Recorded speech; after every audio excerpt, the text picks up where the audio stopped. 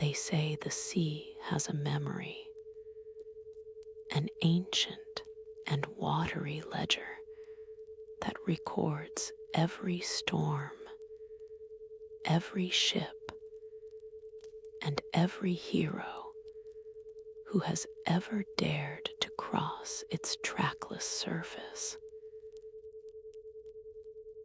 Tonight, we follow those memories back to their source. Tonight, we follow the path of the wanderer home. Welcome back to the quiet sanctuary of the Midnight Vault. I am Morgana, your scribe and your guide through the dust-covered archives of the ancient world. Tonight, we embark on a long and winding journey through the wine-dark sea of Homer's imagination, into the deep, resonant heart of the Odyssey. I have carefully tuned the atmosphere of this vault to 432 hertz, the frequency of the heart, and the rhythm of the earth itself. Underneath my voice, you will hear the subtle, low-frequency pulse of binaural beats, like the steady beat of an oar against the water. This is a gentle current of sound, designed to guide your brain from the light, flickering alpha waves of relaxation down through the deep, misty theta of your dreams, and finally into the profound and silent delta of restorative, healing sleep. You have my full permission to let go. You have my permission to sleep. In fact, that is the ultimate goal of our voyage together tonight. While your mind wanders the rugged shores of ancient Greece and faces the monsters of the deep, your body will be bathed in the soothing mathematics of rest. Now, I want you to adjust your pillows until they are perfect. Pull your blankets close around you. Let them be the heavy sails that catch the first gentle winds of sleep. Feel the weight of your body against the bed. Let your shoulders drop, releasing the tension you've carried all through the day. Let the muscles in your jaw relax. Feel the softness spreading through your hands and down to your feet. We are leaving the noisy shores of the present. We are sailing back through the mists of time, 3,000 years, to a time when the gods walked the earth like kings, and heroes fought not for gold, but for the simple, profound grace of home. breathe in deeply with me? Can you smell the salt spray on the wind? Can you smell the scent of ancient cedar wood burning in a distant hearth? Breathe out slowly and let the weight of the day sink into the dark, quiet depths of the sea.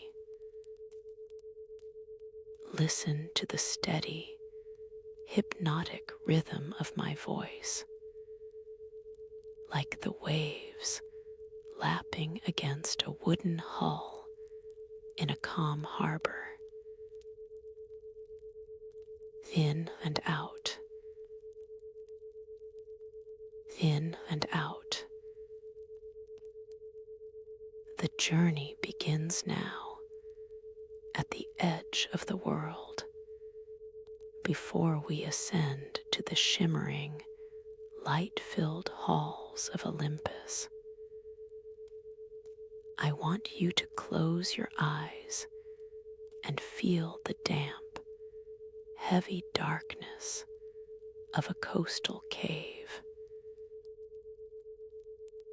The air here is thick with the musk of sheep, the sharp tang of the sea salt, and the cold mineral scent of wet stone.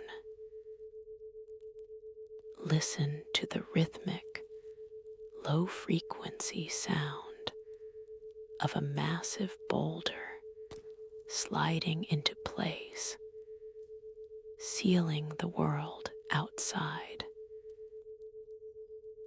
Imagine the sudden, terrifying heat of a single giant eye,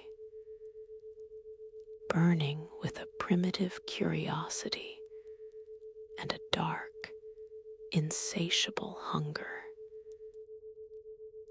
This is the cave of the Cyclops, the place where our hero, Odysseus, first learned that his journey would be paid for in the blood of his brothers. But to truly understand the end of his long and weary road, we must first return to the very beginning, to the heights where the immortals look down upon the world of men. We begin not on earth, but on the high, shimmering peaks of Olympus, the mountain of the gods, where the peak is lost in a haze of eternal, crystalline light.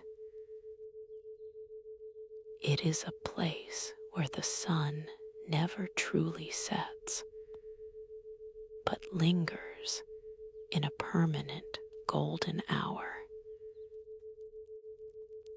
where the air is thin and bright, smelling of ozone, nectar, and the cold fire of immortality. The very stones of the palace seem to hum with a low, celestial vibration, and the world below, the world of men and dust, is but a game of shadows shifting beneath the clouds. Zeus sits on his throne, a massive seat carved from the ivory of ancient beasts and the gold of the earth's core. He is the gatherer of clouds, the king of gods and men, his beard a tangle of silver storms.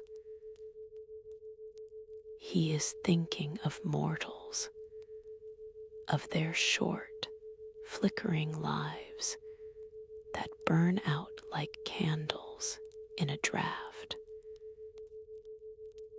He thinks of their folly and how they weave the threads of their own destruction with hands that tremble, how they blame the gods for their own mistakes, for the consequences of their own pride and greed, while we only watch from the heights, sipping the honeyed wine of the stars. But Aeaea, the gray-eyed goddess, is not looking at the wine. Her eyes are fixed on a single point in the vast, rolling ocean far below. She is thinking of one man, Odysseus, the man of many twists and turns, the man of many sorrows. He is trapped on a distant island, a place of lush greenery and terrible isolation. Ogygia, the island of the nymph Calypso, at the very navel of the deep and restless sea. For 7 long years, she has held him there in her arching, hollow caverns. The walls of her home are draped in purple vines, and the air is heavy with the scent of burning cedar. She offers him immortality, a life without the rot of age or the finality of the grave. She offers him eternal youth, to be a god by her side, forgotten by the world of death.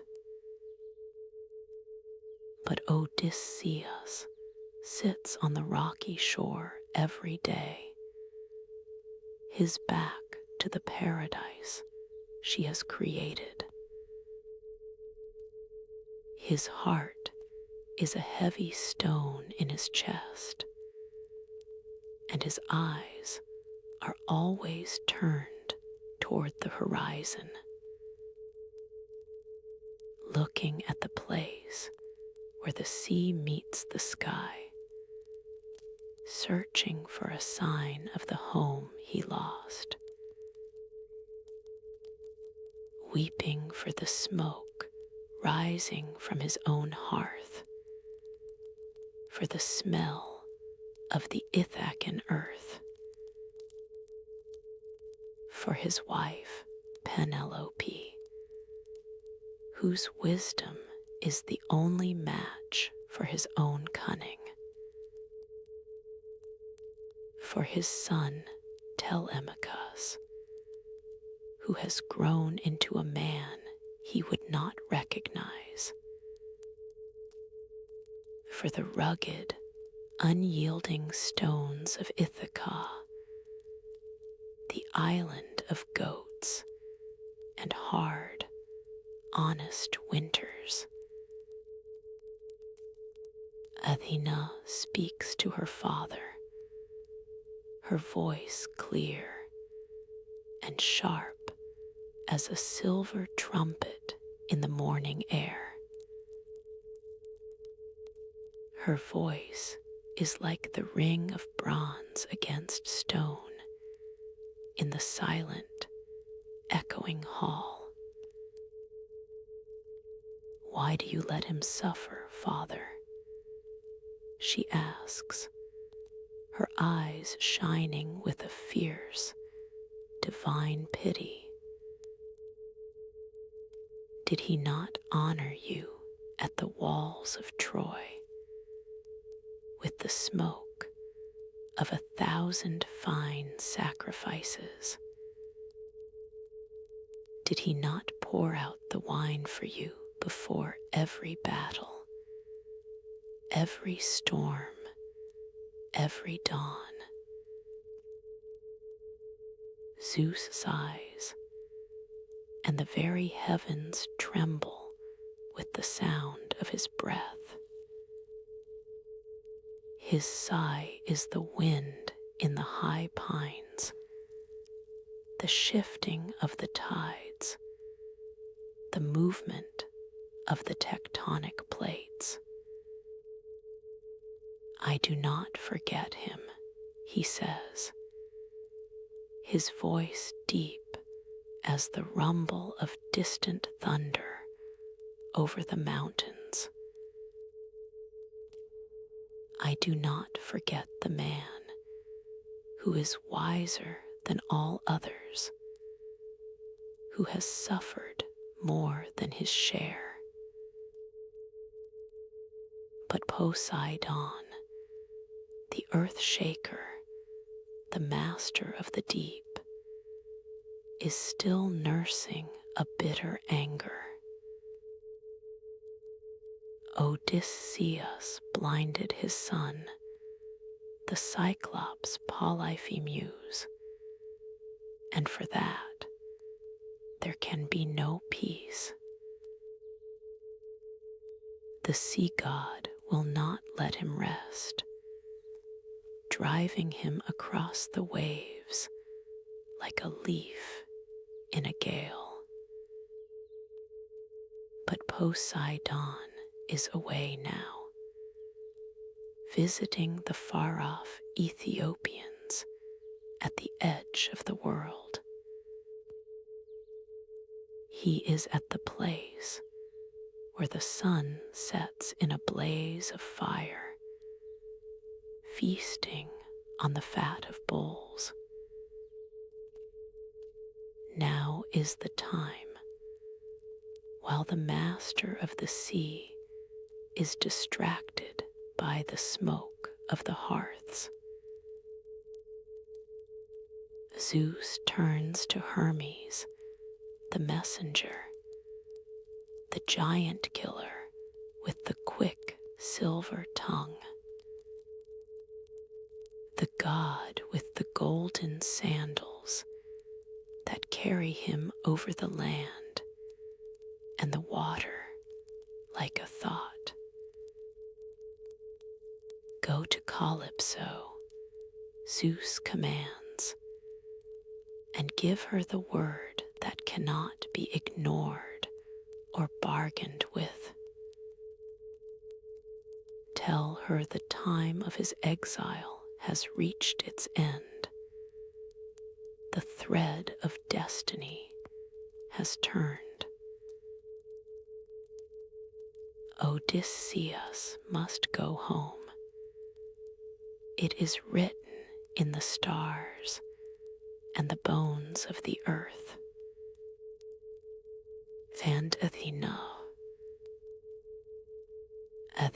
flies down to Ithaca, a streak of blue and silver light in the evening sky.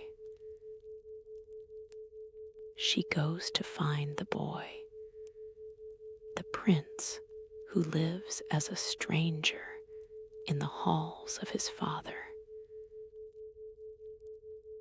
the son who has never known his father's face, only the heavy shadow of his name. She goes to wake the lion that sleeps in the heart of the youth.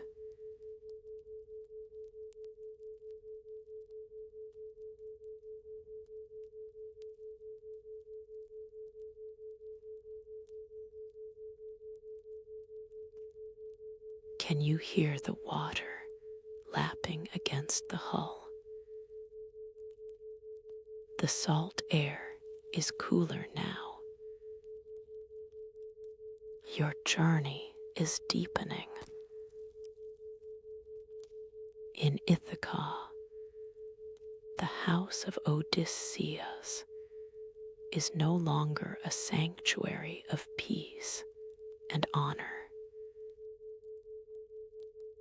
It is full of a discordant noise that scrapes against the soul, the heavy thud of bronze cups on oak wood,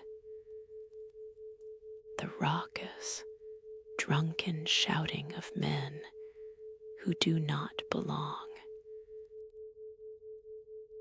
The suitors have taken over the halls like a plague of locusts.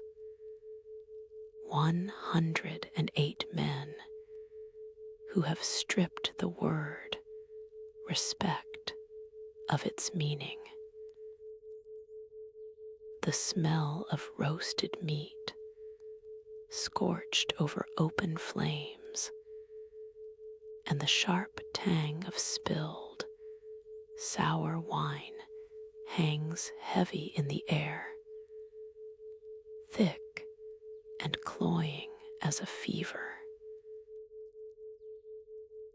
They slaughter the sheep and the fat cattle with no thought for the morrow, devouring the wealth of a man they pray is long dead.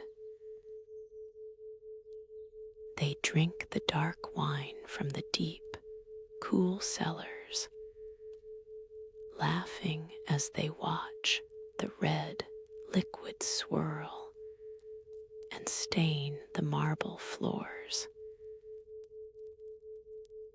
They wait for Penelope to choose a new husband, watching her from the corners of their eyes like hungry wolves circling a wounded deer. They think the house is a carcass, and they are the scavengers, ready to divide the spoils among the strong and the greedy. Telemachus sits among them, a shadow at the feast, his heart heavy with a weight that should not belong to the young. He is 20 years old, with the jawline of his father and the eyes of his mother. Yet he feels like a ghost, haunting his own ancestral halls. He feels a cold, biting helplessness as he watches the destruction of his father's legacy, the slow rot of his inheritance. He is a stranger in his own home, a prince without a crown, a son without a guide to show him how to be a king. The tapestries on the walls are fading, the dust gathering in the corners where his father's armor used to hang. But Aeaea appears to him in the fading light, disguised as Ments, an old and trusted friend of the house.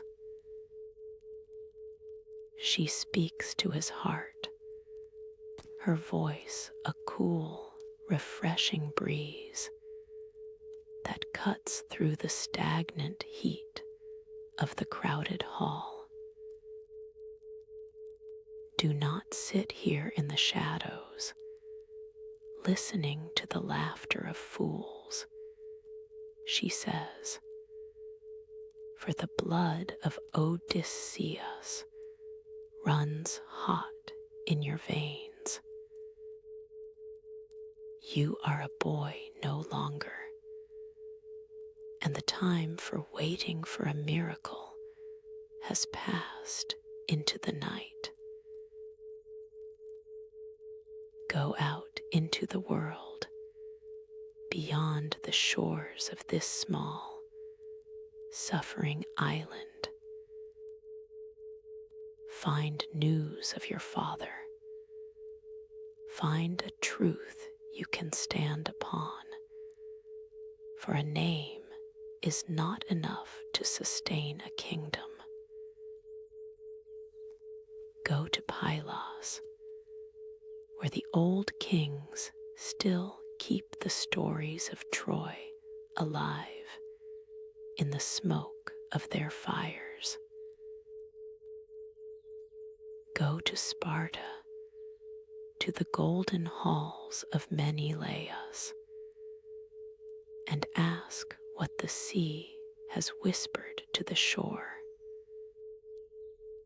Telemachus feels a new strength stirring, a fire in his blood that burns away the numbing cold of his despair.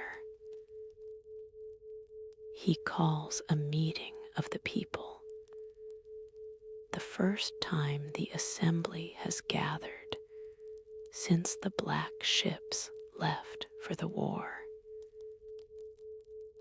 The wooden benches of the square are gray with age and sun, the air still and heavy with a sudden, sharp anticipation.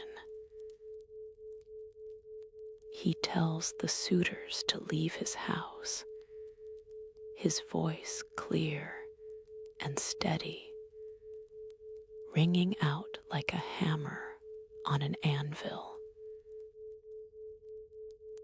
They laugh at him, a harsh, braying sound that echoes off the stone walls like the barking of wild dogs.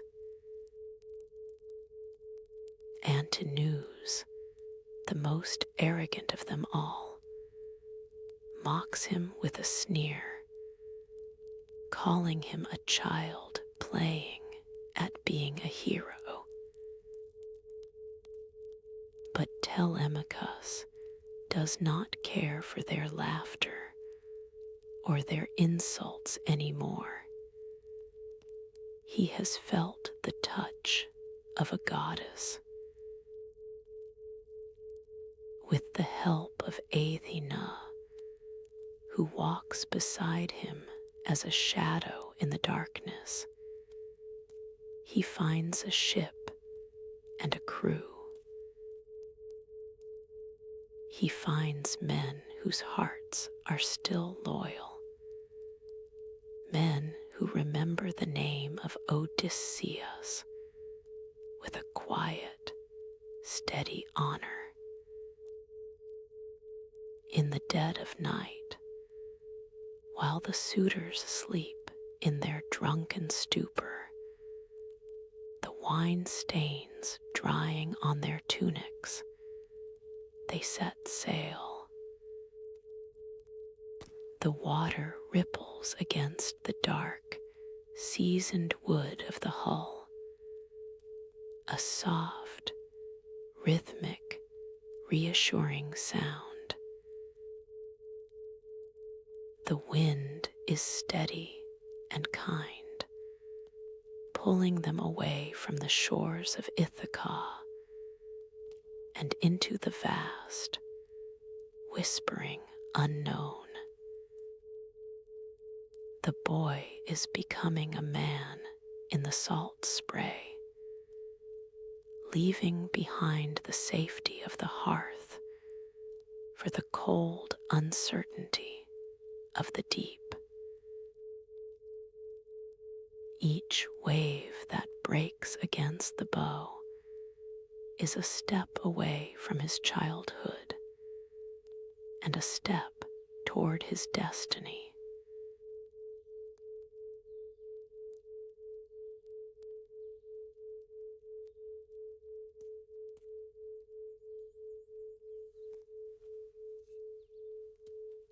The scent of cedar wood and salt air fills the cabin.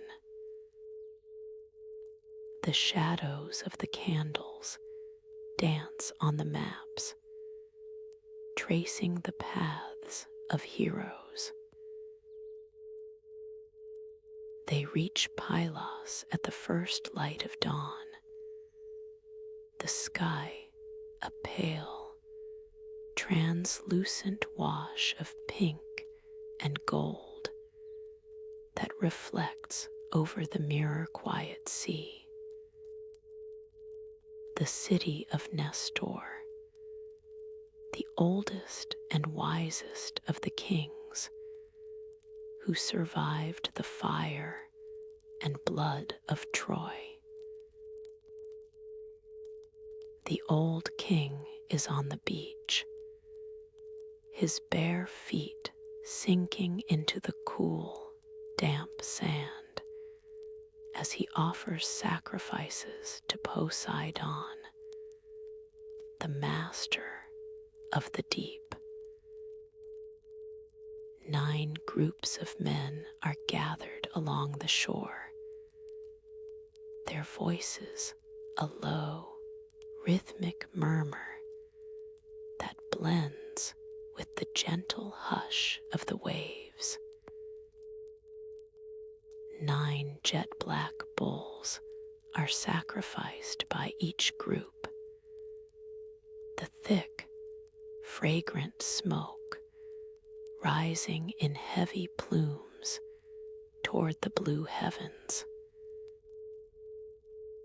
The air is thick with the scent of roasting meat, the sharp tang of burning incense, and the salt of the morning spray.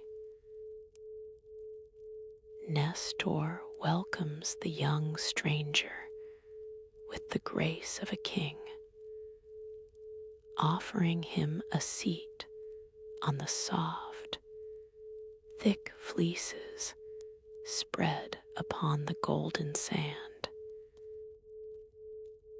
He tells stories of the long years at Troy, his voice like the dry rustle of autumn leaves in a persistent wind.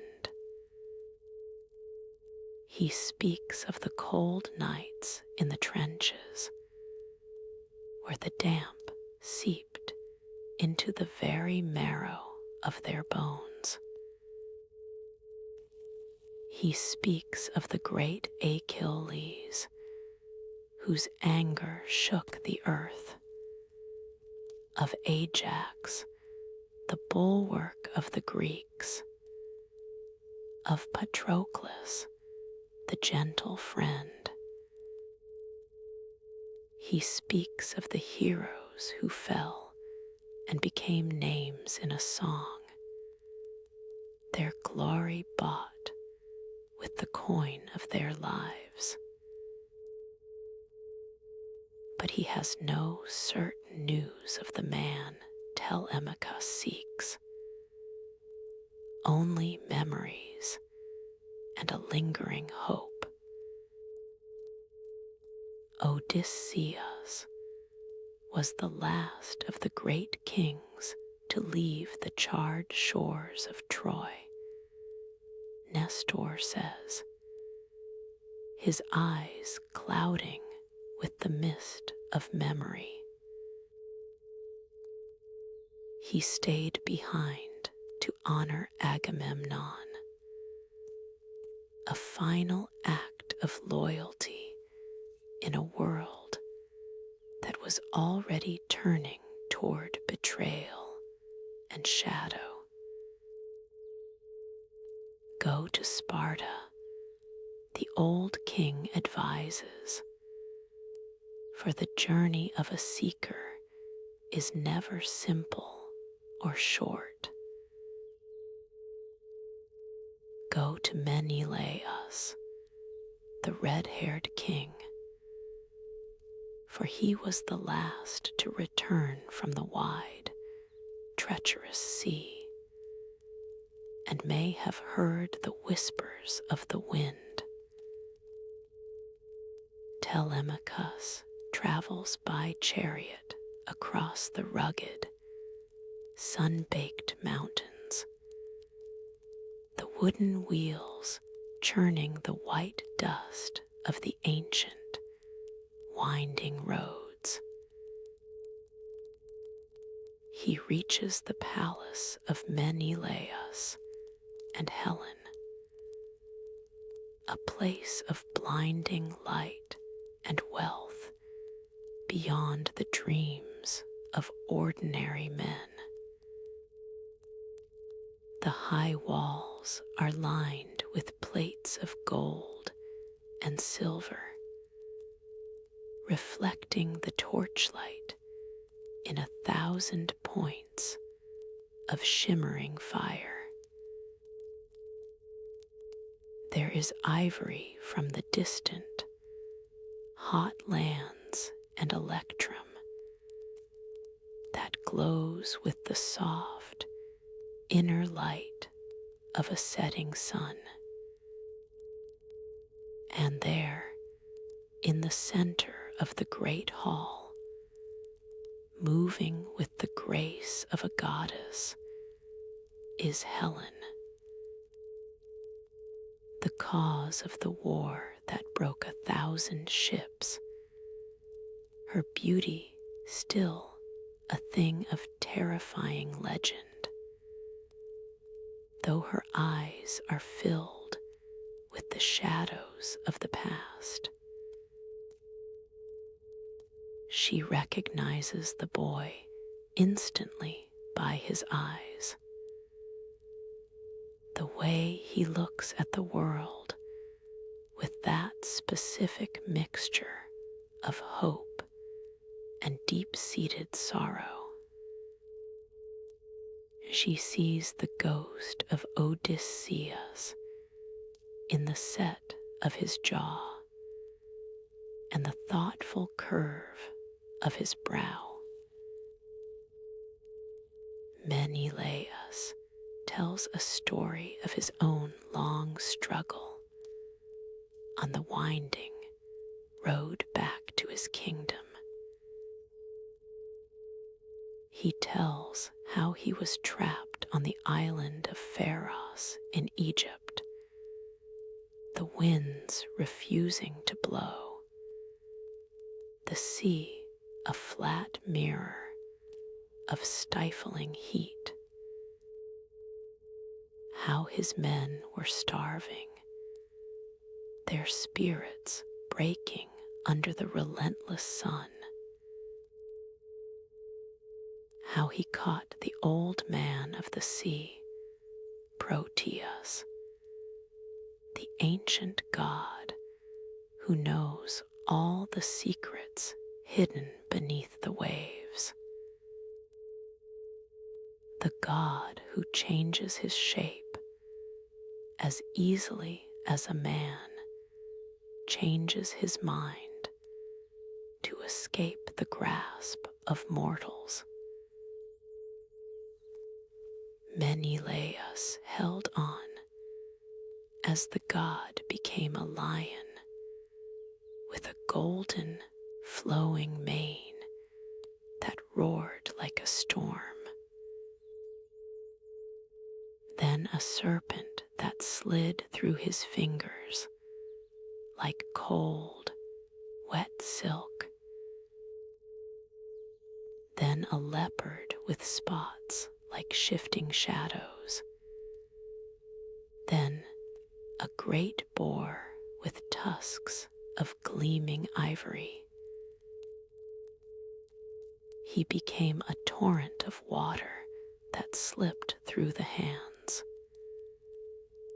And then a tree with high, whispering leaves that reached for the sky.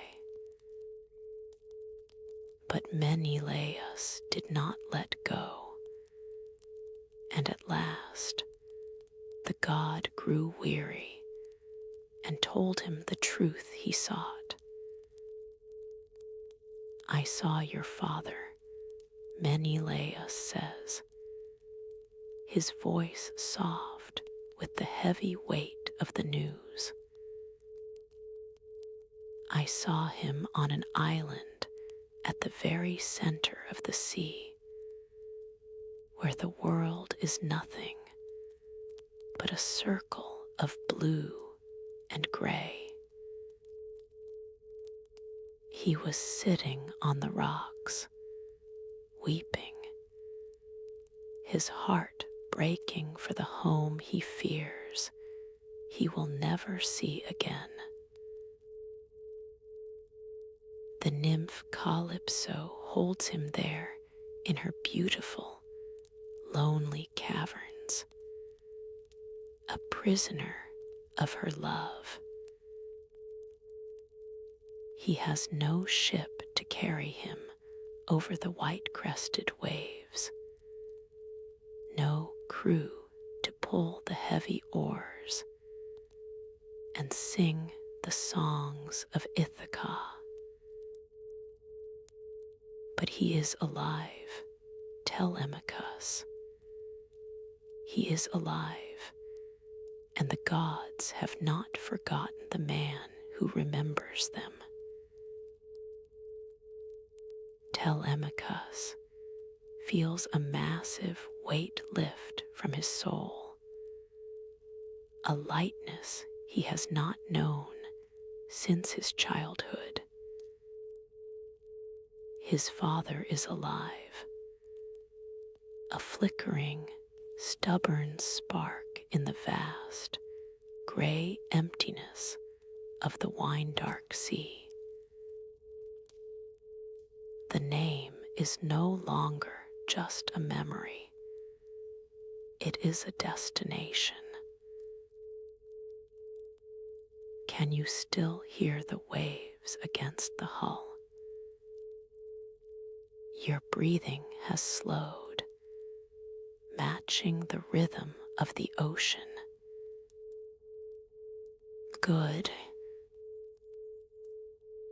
The journey continues, deeper into the heart of the myth.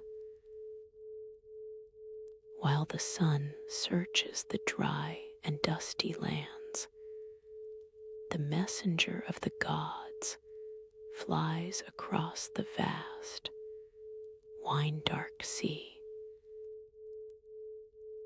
Hermes skims the white-crested waves like a tireless seagull, his golden sandals flashing like sunlight on water. The wind of his passage is a low whistle in the immense silence of the open ocean. He reaches the island of Ogygia,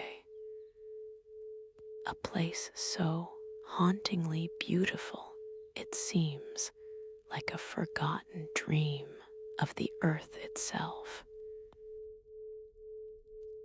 There is a great, arching cave at the island's heart, its entrance draped in the heavy, fragrant vines of a fruiting vine.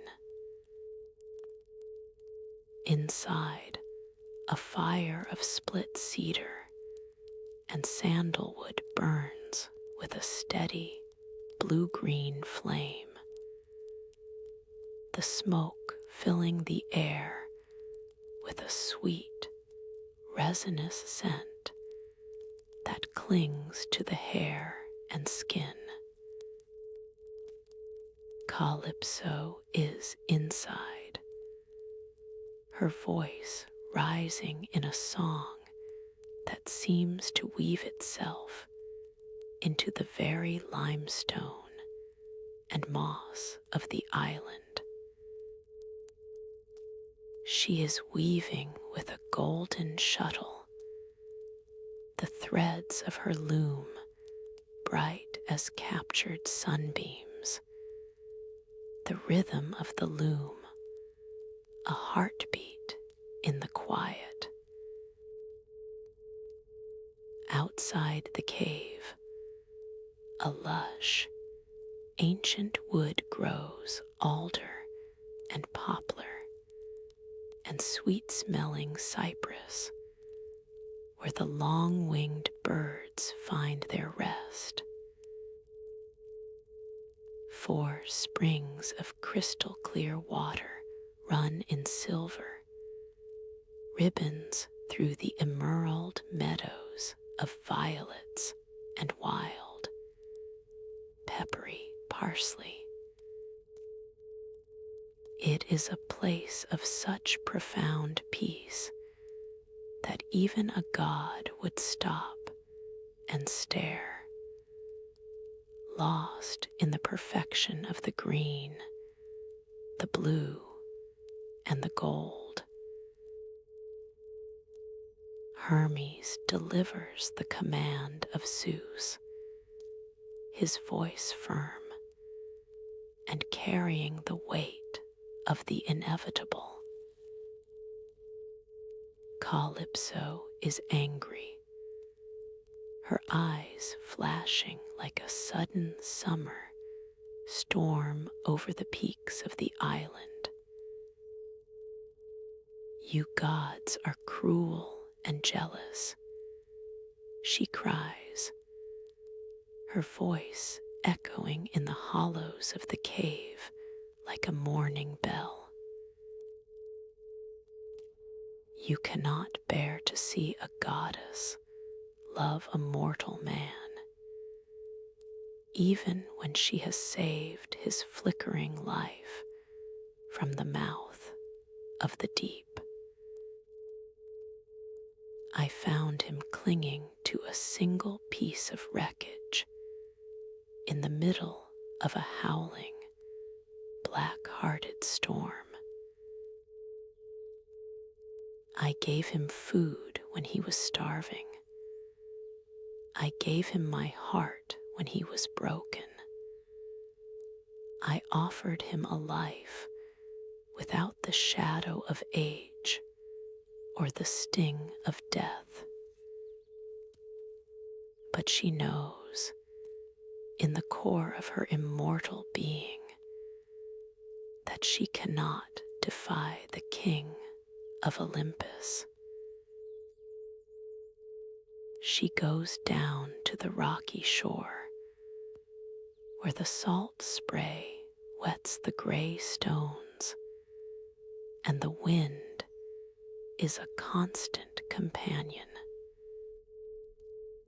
She finds Odysseus sitting there on his usual rock, his gaze fixed on the empty, mocking horizon. His eyes are never dry.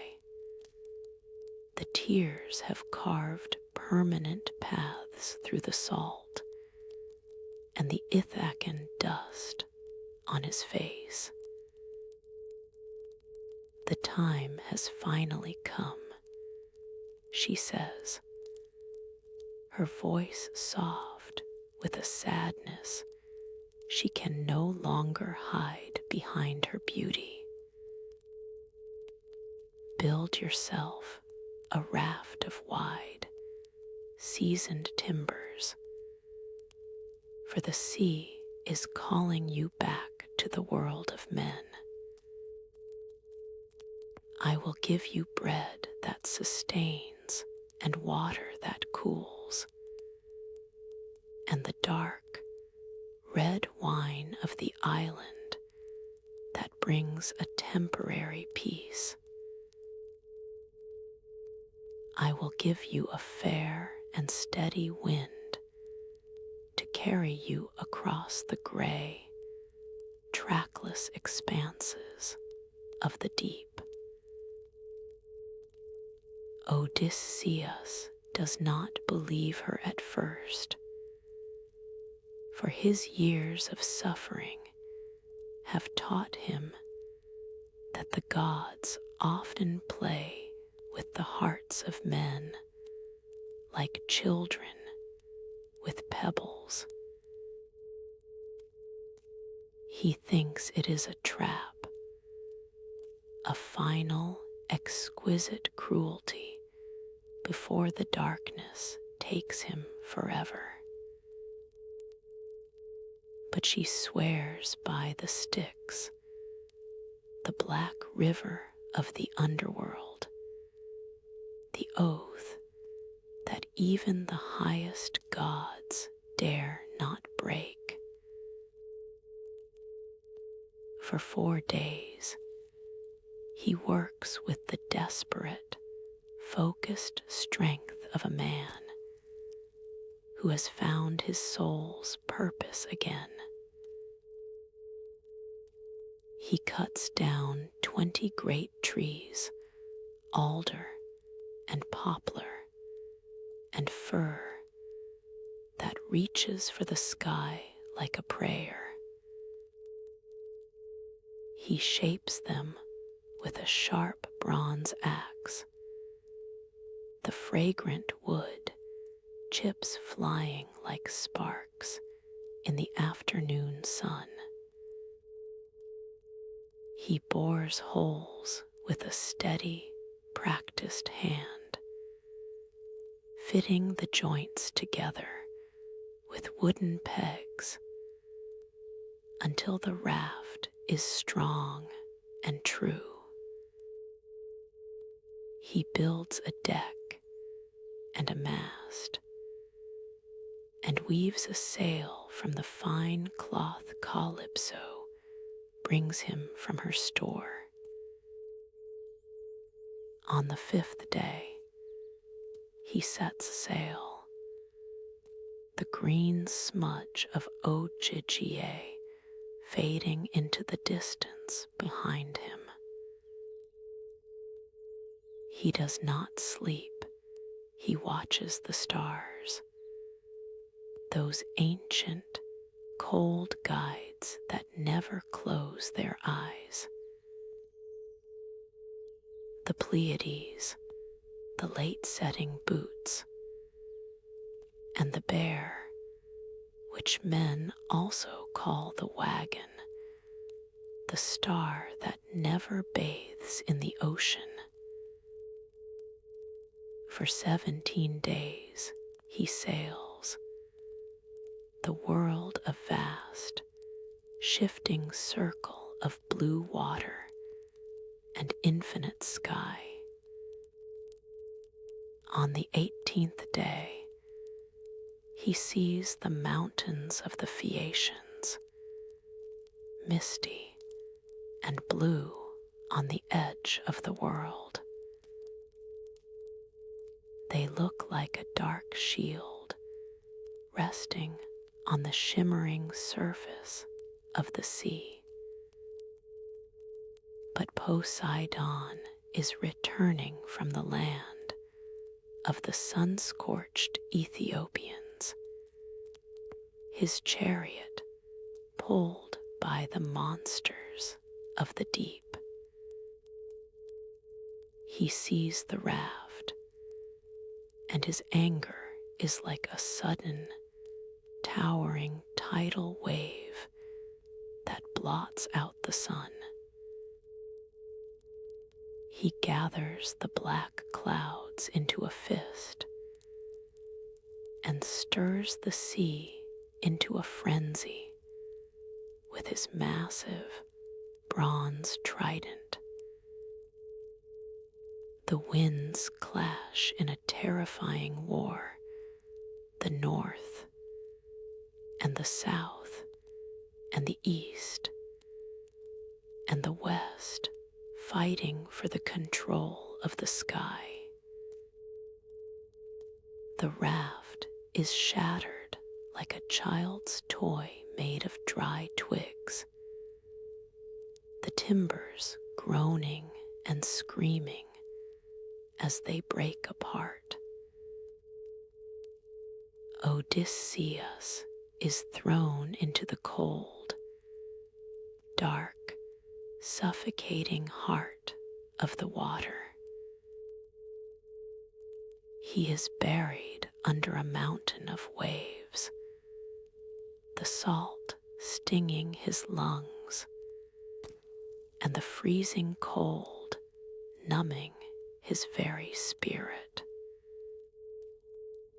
But a sea nymph, Leucothea, who was once a mortal woman, takes pity on the man who refuses to sink. She appears to him, rising from the foam like a silver fish, and gives him her veil, a thing of light and air and magic. Tie this around your waist, she whispers through the deafening roar of the surf. It will keep you from the final darkness of the deep as long as you have the strength to swim. For 2 days and 2 nights, he drifts, a tiny speck of life in the immense, uncaring heart of the ocean. His skin is torn by the jagged rocks. His limbs are heavy as lead, his breath a ragged gasp.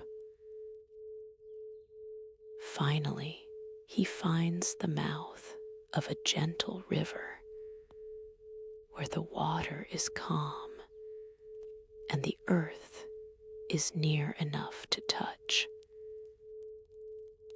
He crawls onto the land, his fingers digging into the wet sand and the cool, dark silt. He kisses the earth, the solid, unmoving ground that does not shift beneath his feet. He hides himself under a thick, warm pile of fallen leaves. 2 olive trees, one wild, one grafted, shielding him from the wind. Like a single spark of fire, hidden deep in the black ashes of a winter hearth, he huddles there. And at last, the goddess Aeaea pours sleep over his eyes, a sleep so deep it is like a second birth into a new world.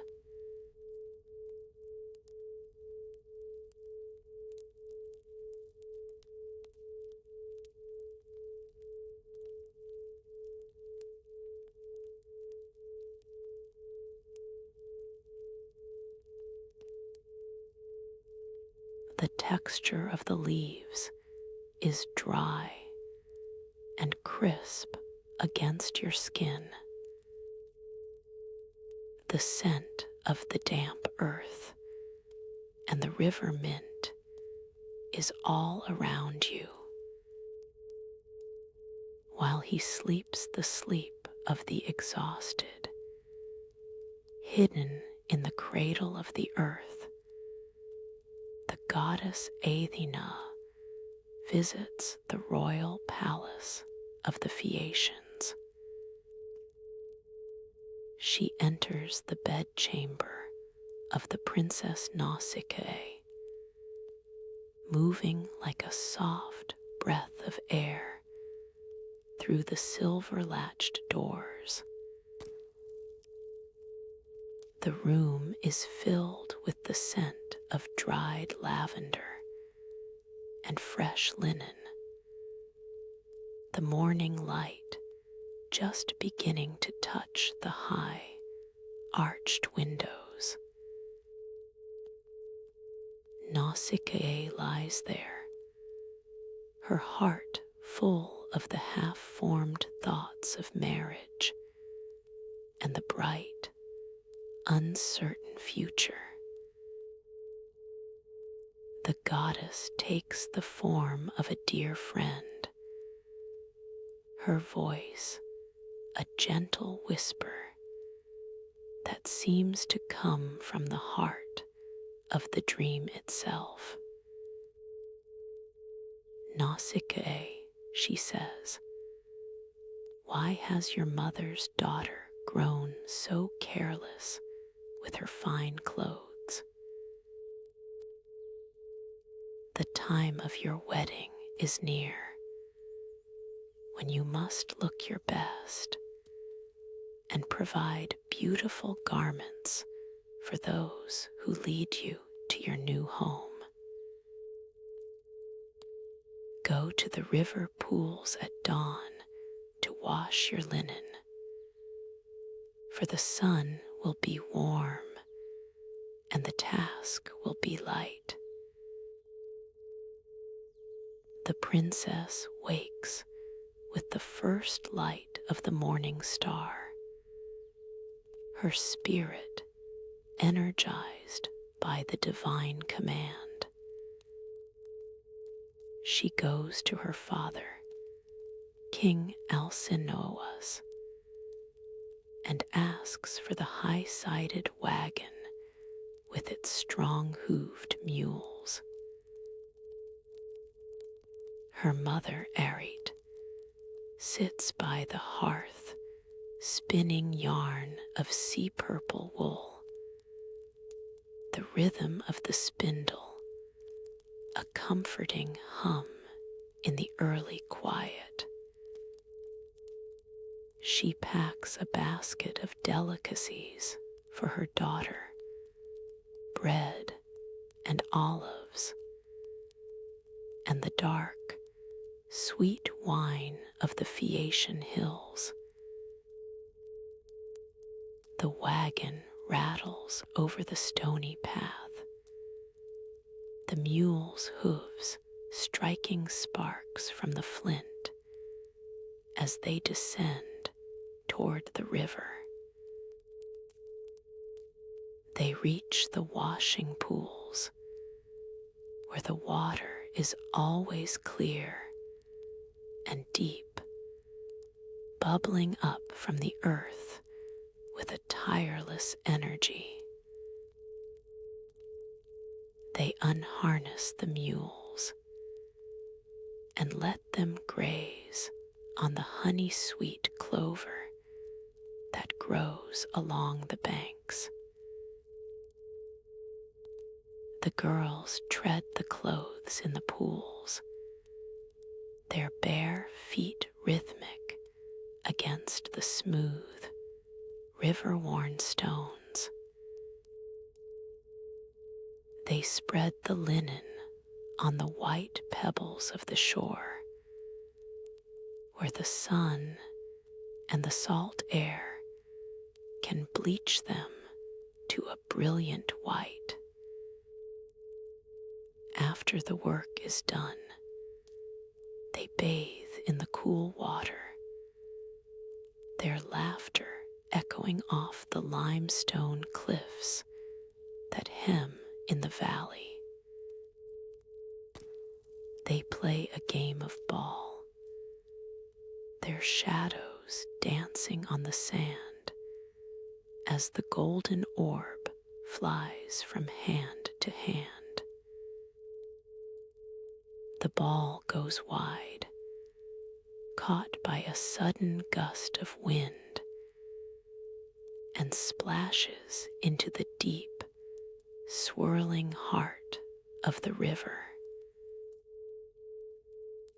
They scream in surprise, a bright, sharp sound that pierces the silence of the olive grove.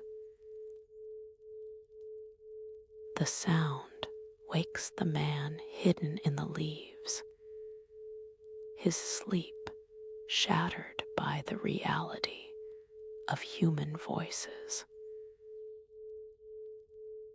Odysseus emerges from the thicket like a mountain lion, his body encrusted with the white salt of the sea. He covers his nakedness with a leafy branch, his eyes wary and sharp, a creature born of the storm and the shipwreck. The maids run away in terror, their white robes fluttering like the wings of startled birds. But Nausicaa stands her ground, her heart made steady by the grace that Athena pours into her soul.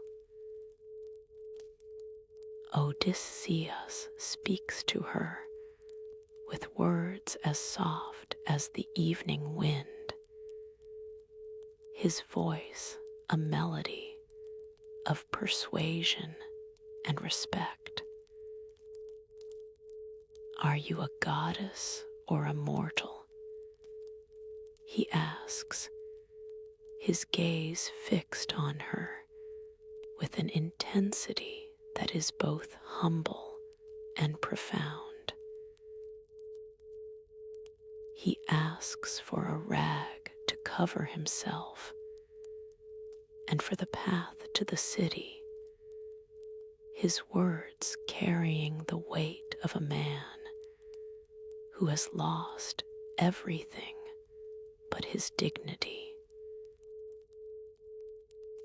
She gives him clothes of fine, soft wool, and oil in a golden flask to wash away the stinging salt of his long exile.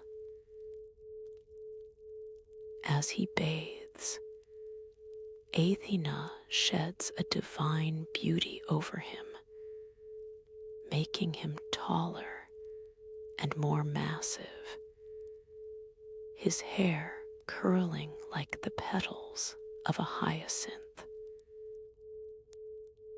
Nausicaa watches him, her heart stirred by the transformation, and she leads him toward the high-walled city of Scheria. The palace of King Alcinous is a marvel of light and ancient craftsmanship, a place where the gods themselves might feel at home. The walls are made of bronze that glows like the setting sun over the western sea. The doors are wrought of solid gold, and the doorposts are silver, set firmly in a threshold of heavy bronze. There are silver and gold dogs that guard the entrance, magical creatures made by Hephaestus that never age or die. Outside the courtyard, there is a great orchard where the trees never lose their fruit, no matter the season. Pears and pomegranates and bright apples and luscious figs and olives in their prime. Odysseus enters the great hall, hidden in a silver mist that Athena has wrapped around his shoulders. He passes the Phaeacian lords as they pour libations of wine to the messenger Hermes. He throws himself at the feet of the queen, Arete, the mist dissolving as he touches her knees ancient gesture of the suppliant. The Phaeacians are a kind and noble people, a bridge between the world of men and the world of the immortal gods. They give him food that tastes of the summer sun, and wine that warms the very marrow of his tired bones. They do not ask his name, for a guest is sacred, a gift from Zeus, who watches over the stranger and the poor. The next day, there are games and music to honor the nameless traveler. The blind poet Demodocus takes up his lyre, the wood polished by years of use, and begins to sing. He sings of the Trojan War, of the heroes whose names are written in the stars, and the battles that shook the foundations of the world. He sings of the wooden horse and the final terrible fall of the great city of Ilium. Odysseus hides his face in the heavy folds of his sea-purple cloak, his shoulders shaking with a grief he can no longer contain. He weeps for the friends he saw fall in the dust, and for the 20 years that have been stolen from his life. The king notices the tears of his guest, and at last, in the quiet of the evening, he asks the question, "Who are you, stranger?" He asks, his voice kind, but firm as the oak of a ship's hull. Why do you weep for the Greeks, who died so far away on the plains of Troy? Odysseus looks up, the firelight reflecting in the depths of his tired, salt-trimmed eyes. "I am Odysseus," he says, and the name hangs in the air like a sudden thunderclap in a clear sky. Son of Laertes, master of the rugged island of Ithaca. My fame has reached the highest heavens, but my feet have traveled the long and bitter paths of sorrow. Let me tell you the story of my journey and the terrible price that the sea demands of those who dare its depths.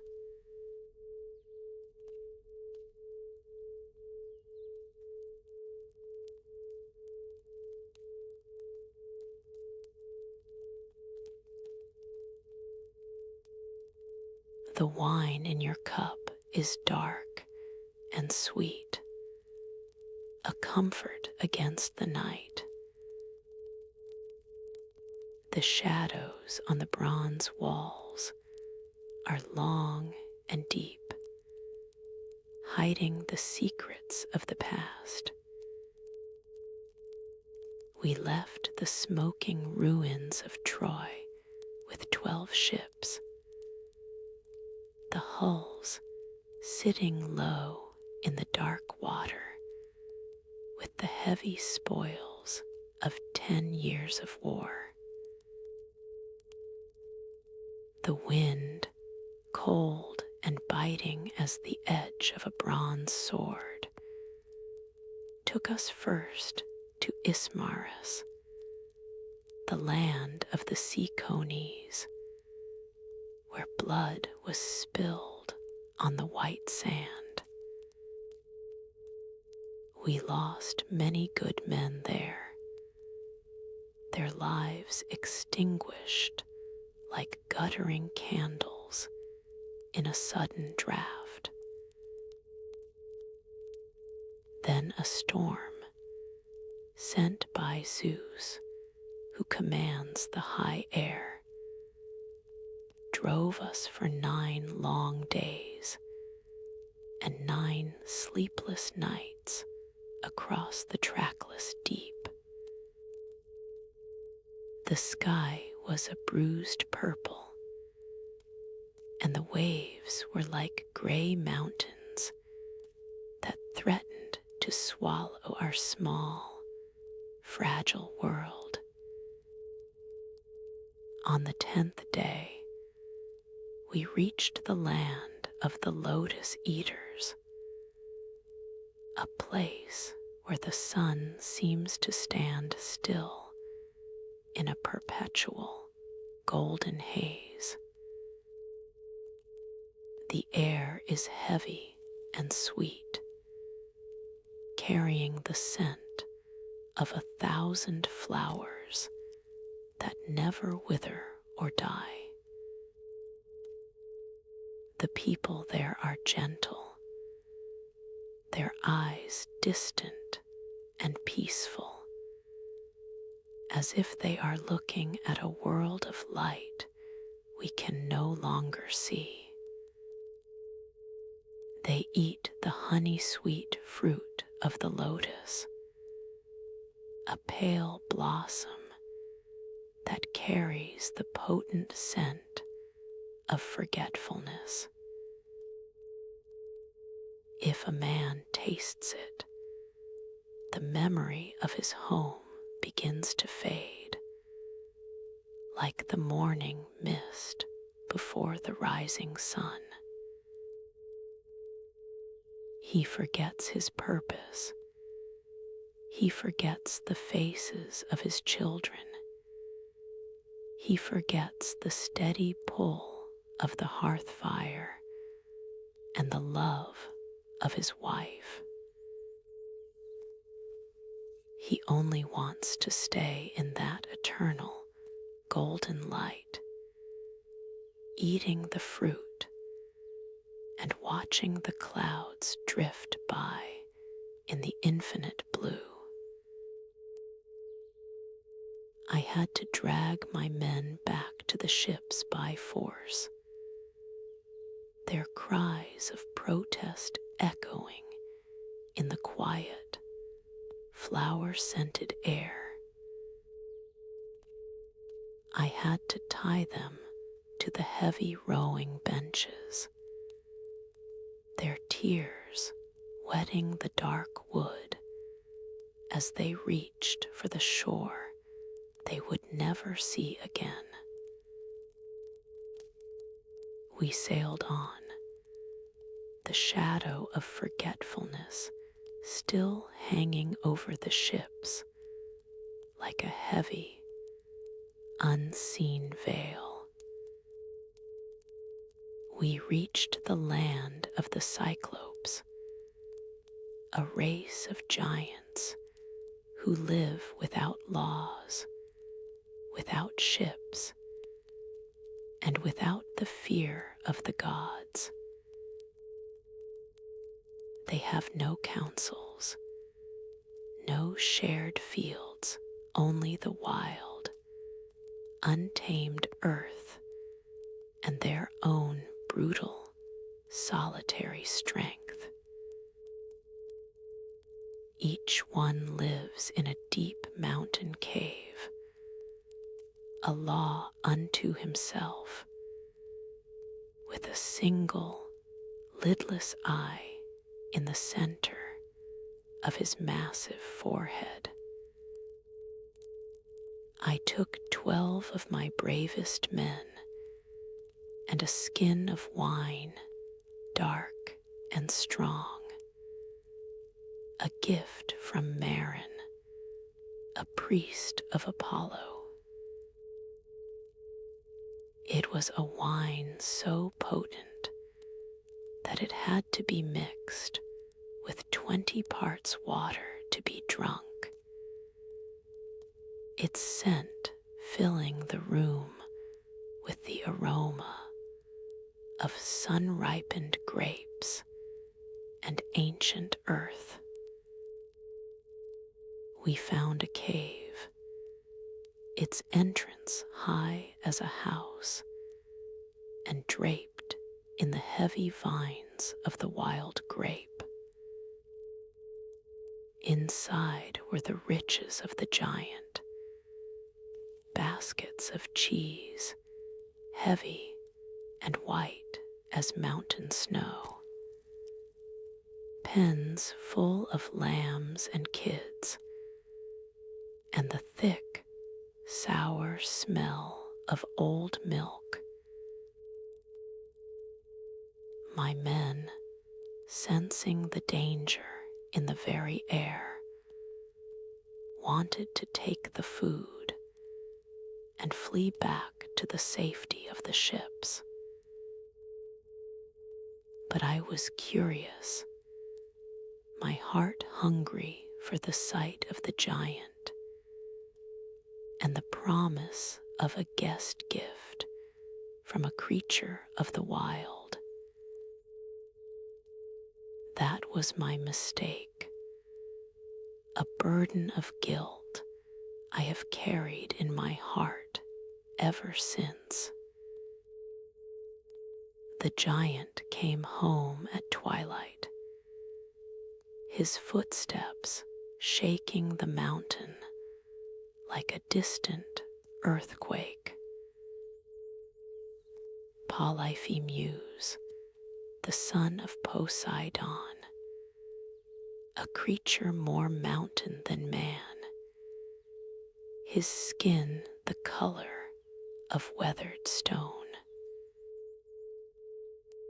He carried a massive load of dry wood, throwing it down with a crash that sent us scurrying like mice to the deepest shadows. He closed the mouth of the cave with a stone so large that 20 teams of oxen could not move it from its place.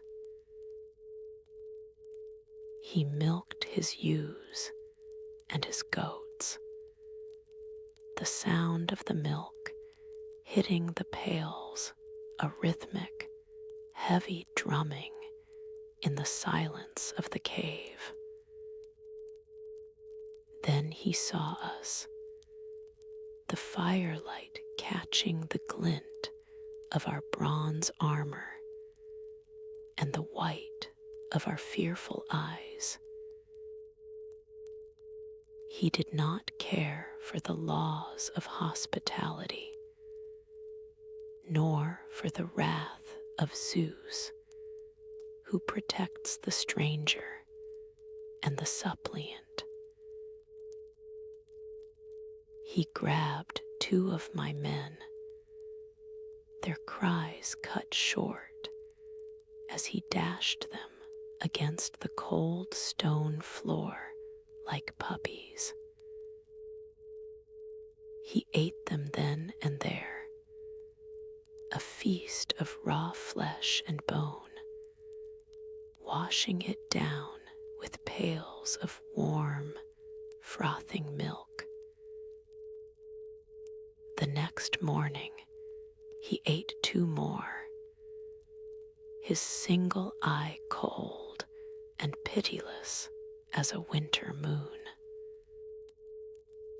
I had a plan, born of desperation and the sharp, tactical edge of my mind, I found a great stake of olive wood, green and heavy, and we sharpened the point until it was like a needle. We hardened it in the fire, the wood glowing red and hissing in the darkness of the cave. That night, when the giant returned, I offered him the wine, the dark liquid swirling in the bowl like a pool of blood. He drank 3 bowls of the potent liquid, his head lolling as the sweetness took hold of his massive brain. "What is your name, stranger?"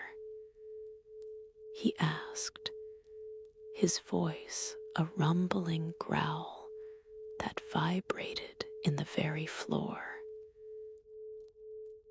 "My name is Nobody," I said, the words a shield and a trap against his power. He laughed, a sound like falling rocks in a narrow canyon. "Then I will eat Nobody last," he said, his eye closing as he fell into a deep, drunken stupor. We took the stake, the 4 of us, and we thrust it into the center of his eye with all the strength of our terror. The sound was like a hot iron in a blacksmith's trough, a hiss and a sizzle that filled the cave with the smell of burning. He screamed, a sound so terrible it seemed to tear the very air apart and shake the stars in their spheres. The other Cyclops came to the entrance, their voices booming through the massive stone. "Who is hurting you, Polyphemus?" they asked, their voices a chorus of thunder. "Nobody is hurting me," he cried out in his agony, his voice echoing in the hollows of the mountain. "Then go back to sleep," they shouted, "and let us have our peace in the night." The next morning, as the first light of the sun touched the mountain peaks, we made our desperate escape. We clung to the thick, oily wool on the bellies of his great rams, hidden from his questing, sightless fingers. He felt the backs of the sheep as they passed, but he did not think to feel beneath, where the men hung like fruit. We reached the ship, the air of the open sea a blessing on our salt-stained faces. But as we pulled away, I could not help myself. The pride of a warrior is a dangerous thing. "If anyone asks who blinded you," I shouted across the water, my voice full of pride and the heat of anger. Tell them it was Odysseus of Ithaca, the sacker of cities, the son of Laertes. The giant roared and threw a mountain peak at us. The wave it created nearly driving our ship back to the shore. He prayed to his father, Poseidon, the master of the deep and the shaker of the earth. Grant that Odysseus never reaches his home. He prayed, his voice a curse that rode upon the wind. Or if he does, let him come late in a stranger's ship, having lost every man who follows him. The god heard him, and the sea began to churn with a new and terrible purpose, a shadow that would follow us for 10 long years.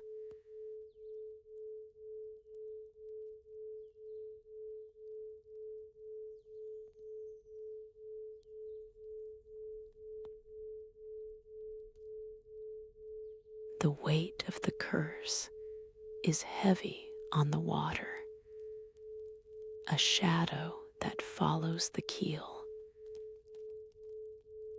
The air is thick with the scent of ozone and the coming storm.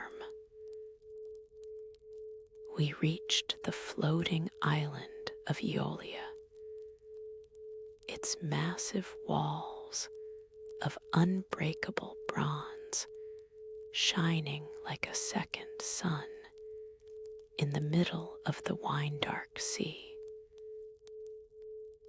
The island itself seemed to drift on the surface of the water, a kingdom of air and metal.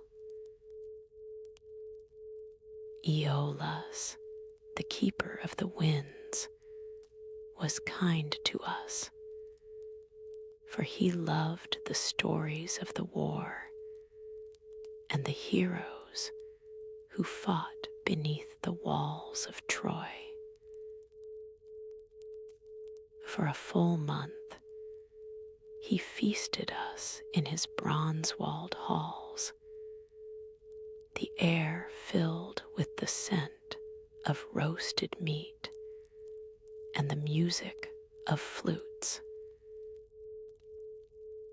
When at last it was time to depart, he gave me a gift of incredible power, a bag made of the hide of a 9-year-old ox, heavy and cool to the touch. Inside, he had bound the paths of all the stormy winds, tying the bag with a silver cord that glittered like a star. Only the west wind was left free, a gentle, persistent hand to push our 12 ships toward the rugged shores of our home. For 9 days and 9 nights we sailed, the wind steady and the sea a path of silver beneath the moon. On the 10th day, the impossible happened. We saw the fires of Ithaca, the thin plumes of smoke rising from the hearths of our own people. We were so close that we could see the men tending the fires on the shore. I was exhausted, my spirit worn thin by the long, lonely watch at the tiller, and I fell into a deep and heavy sleep. My men, their hearts full of greed and the bitter poison of suspicion, looked at the ox-hide bag I had guarded so closely. They whispered among themselves, thinking it was full of gold and silver, a treasure I was keeping for myself while they returned with empty hands. They untied the silver cord, and the winds rushed out with a roar like 1,000 lions escaping a cage. A hurricane of incredible violence seized our ships and drove us back across the churning sea, away from the land we loved and toward the unknown. I woke to the sound of the storm, my heart breaking into 1,000 pieces as I saw the distance growing between us and our home. I considered throwing myself into the black water, but the will to survive is a stubborn thing. We returned to Aeaea, our pride shattered and our spirits crushed. But the king would not help us a second time. Get out of this island at once, he shouted, his face dark with fear and a strange, cold anger. The gods must hate you with a special intensity, for the winds themselves have turned against your very name. We rode for 7 days and 7 nights, our muscles screaming with the effort, our spirits heavy as the leaden sea. We reached the land of the Laestrygonians, a harbor shaped like a horseshoe, surrounded by high, sheer cliffs of gray stone. The water inside was calm as a mirror, but the air was still and held the scent of something ancient and hungry. But these were not men who lived there, they were giants, cannibals who knew nothing of the laws of gods or the mercy of men. They smashed our ships with rocks the size of boulders, the sound of the wood splintering like dry bone in the silence of the harbor. They speared my men like fish in a shallow pond, their cries echoing in the narrow, stone-walled harbor like the screams of gulls. 11 of my 12 ships were lost in that terrible, blood-stained place, swallowed by the sea and the insatiable hunger of the giants. Only my own ship escaped, the men rowing for their lives as the rocks crashed around us like falling mountains. We reached the island of Aeaea, our hearts heavy with the loss of our brothers, the air still and heavy with the scent of wild herbs and ancient magic. The home of Circe, the daughter of the sun, whose eyes hold the secrets of the earth.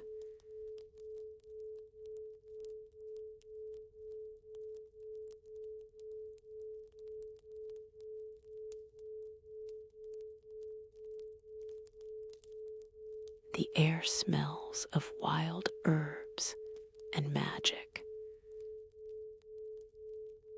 The shadows of the trees are long and green. The island of Aeaea was a place of profound and unsettling silence. The air thick with the heavy, intoxicating scent of wild herbs, and the subtle thrum of ancient magic. The trees here were old, their branches gnarled and covered in a thick, silver-green moss that seemed to glow in the twilight. I sent half my men to explore the interior of the island, led by Eurylochus, a man whose bravery was tempered by a deep and growing caution. They followed a winding path through a forest of towering oaks and dark pines, the ground covered in a carpet of needles that muffled their footsteps. In a sunlit valley at the island's heart, they found a palace of polished stone, its walls gleaming with a pale, ethereal light. Wolves and mountain lions wandered freely around the silver-latched gates, but they did not growl or bare their teeth in the usual way of predators. They were as gentle and submissive as house dogs, wagging their long, heavy tails and nuzzling the men's hands with their cold, wet noses. These were men once, I realize now, their spirits trapped in the bodies of beasts by the power of the goddess. Inside the palace, they heard a voice like a silver bell, rising and falling in a melody that seemed to pull at the very strings of the soul. Circe was there, seated at a massive loom, weaving a fabric so fine and lustrous it seemed to be made of captured moonlight and spider silk. She invited them in with a smile that was as bright and dangerous as the morning sun on the edge of a blade.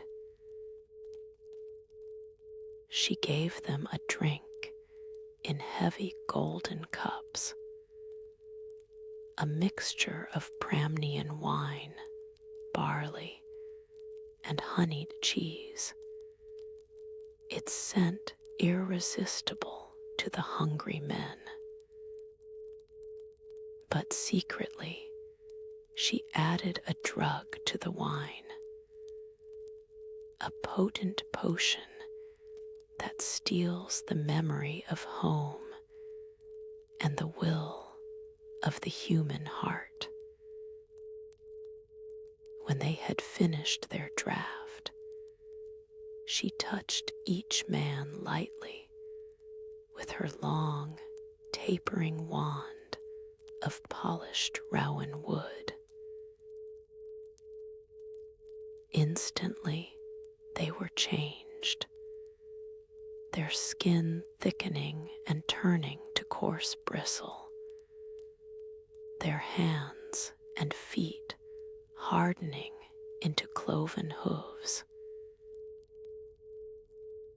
They had the heads and the grunting, desperate voices of swine, but their minds remained human, trapped and screaming in the bodies of beasts. She drove them to the sties and threw them acorns and cornel buds to eat, the food of animals for the spirits of men.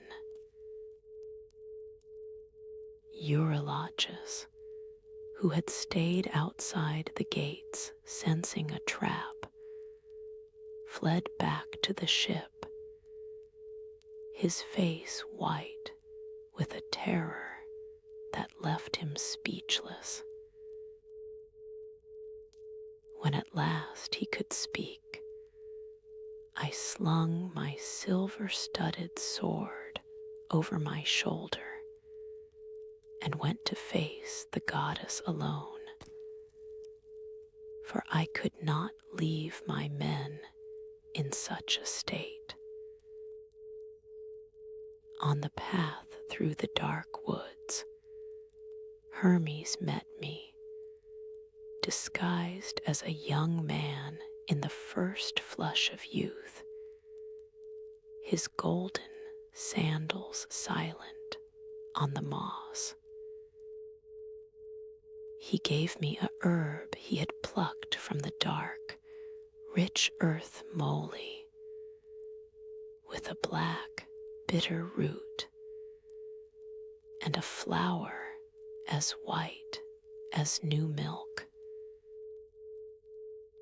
It is a difficult thing for mortals to find, a secret of the gods who know the hidden properties of all growing things. Keep this close to your heart, he said, his eyes bright with a divine light, and the magic of Circe will have no power over your spirit. I entered the palace and drank the drugged potion from her golden cup, the moly shielding my mind from the darkness of forgetfulness. She touched me with her wand, her eyes full of a sudden, triumphant light. Go to the sty and lie with your friends, she commanded, her voice ringing in the polished hall. But I drew my bronze sword and leaped at her, the blade catching the light of the torches like a streak of lightning. She fell to her knees, weeping and begging for mercy.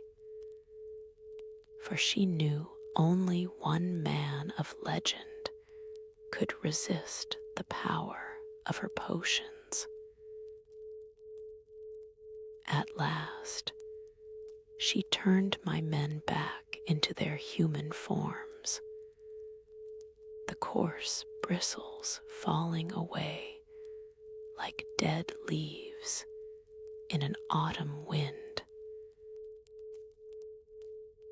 They were taller and more handsome than they had been before, their eyes bright with the overwhelming joy of their return to themselves. We stayed on that island for a full year, the time slipping through our fingers like fine sand in an hourglass.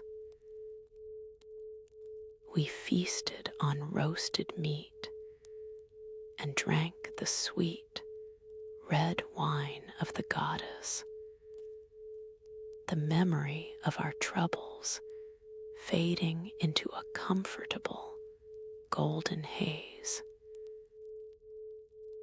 But at last my men came to me, their voices low and heavy with the longing for the hearth fires and the rocky hills of Ithaca. Circe, seeing the change in my heart and the return of my purpose, told me the terrible way I must go. You cannot sail straight for home, she said, her voice a low whisper in the quiet, moonlit palace. You must first travel to the cold and misty halls of the underworld, where the sun never shines and the dead wander in silence. You must consult the ghost of Tiresias, the blind prophet of Thebes, who still holds his wisdom even in the deepest darkness of the pit. He alone can tell you the path across the sea and the trials that still await you before you see the smoke of your own chimneys.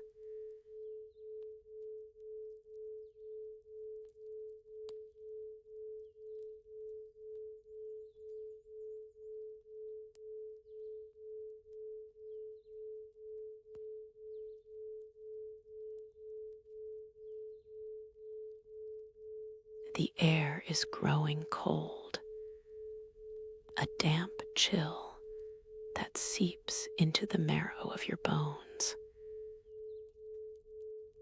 The light is fading into a gray mist, where the boundaries between worlds begin to blur.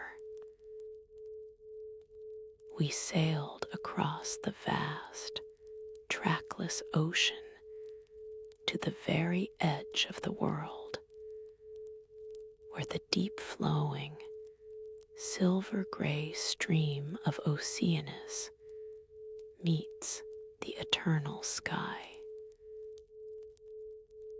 We reached the land of the Cimmerians, a place of eternal twilight where the sun never shows its golden face to the people who dwell in the mist. The air was cold and damp, smelling of salt and the heavy breath of the earth.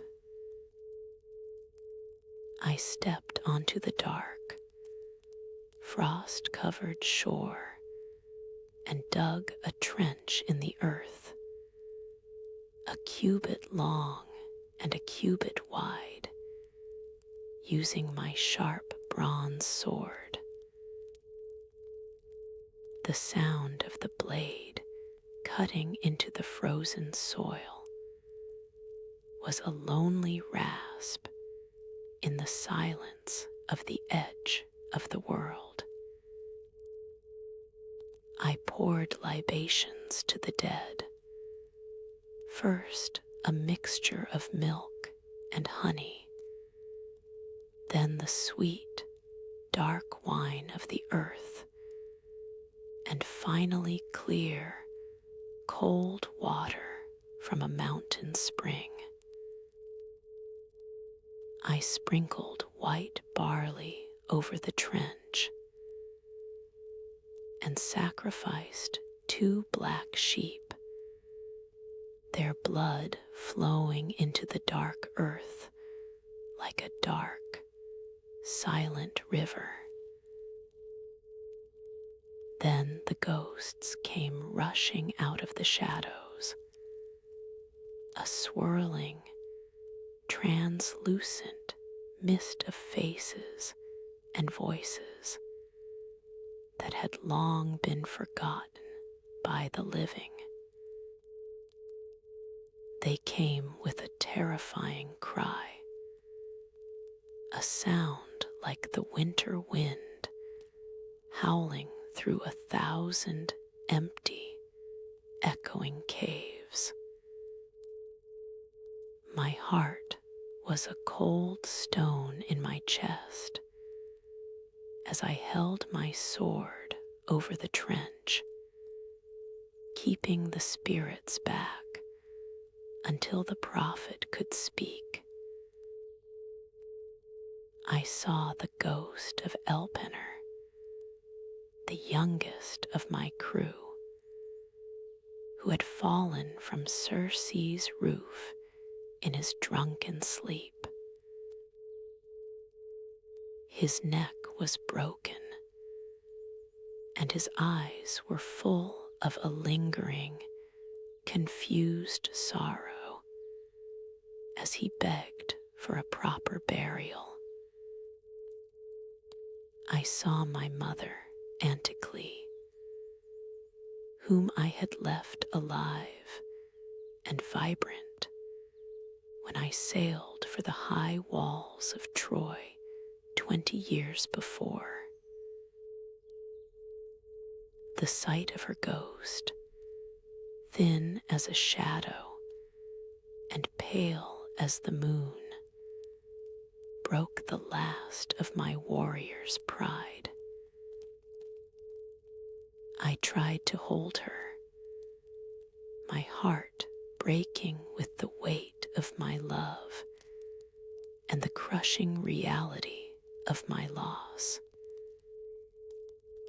3 times I reached out to embrace her, to feel the warmth of her arms once more, and 3 times she slipped through my fingers like a puff of smoke or a half-remembered dream.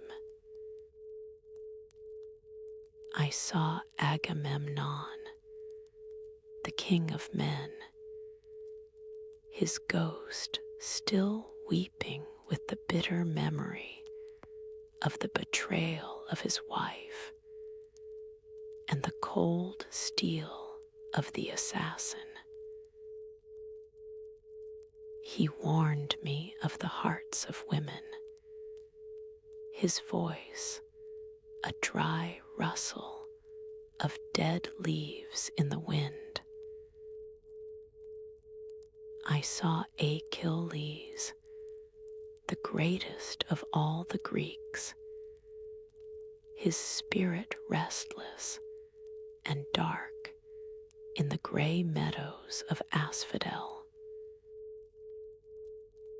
I told him of his fame, of how his name would live forever in the songs of men, but he only shook his head.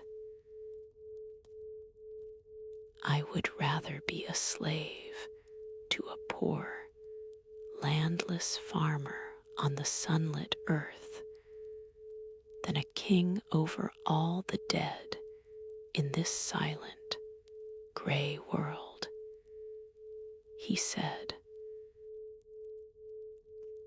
Finally, the ghost of Tiresias approached, carrying a golden scepter that glowed with a faint, pulsing blue light.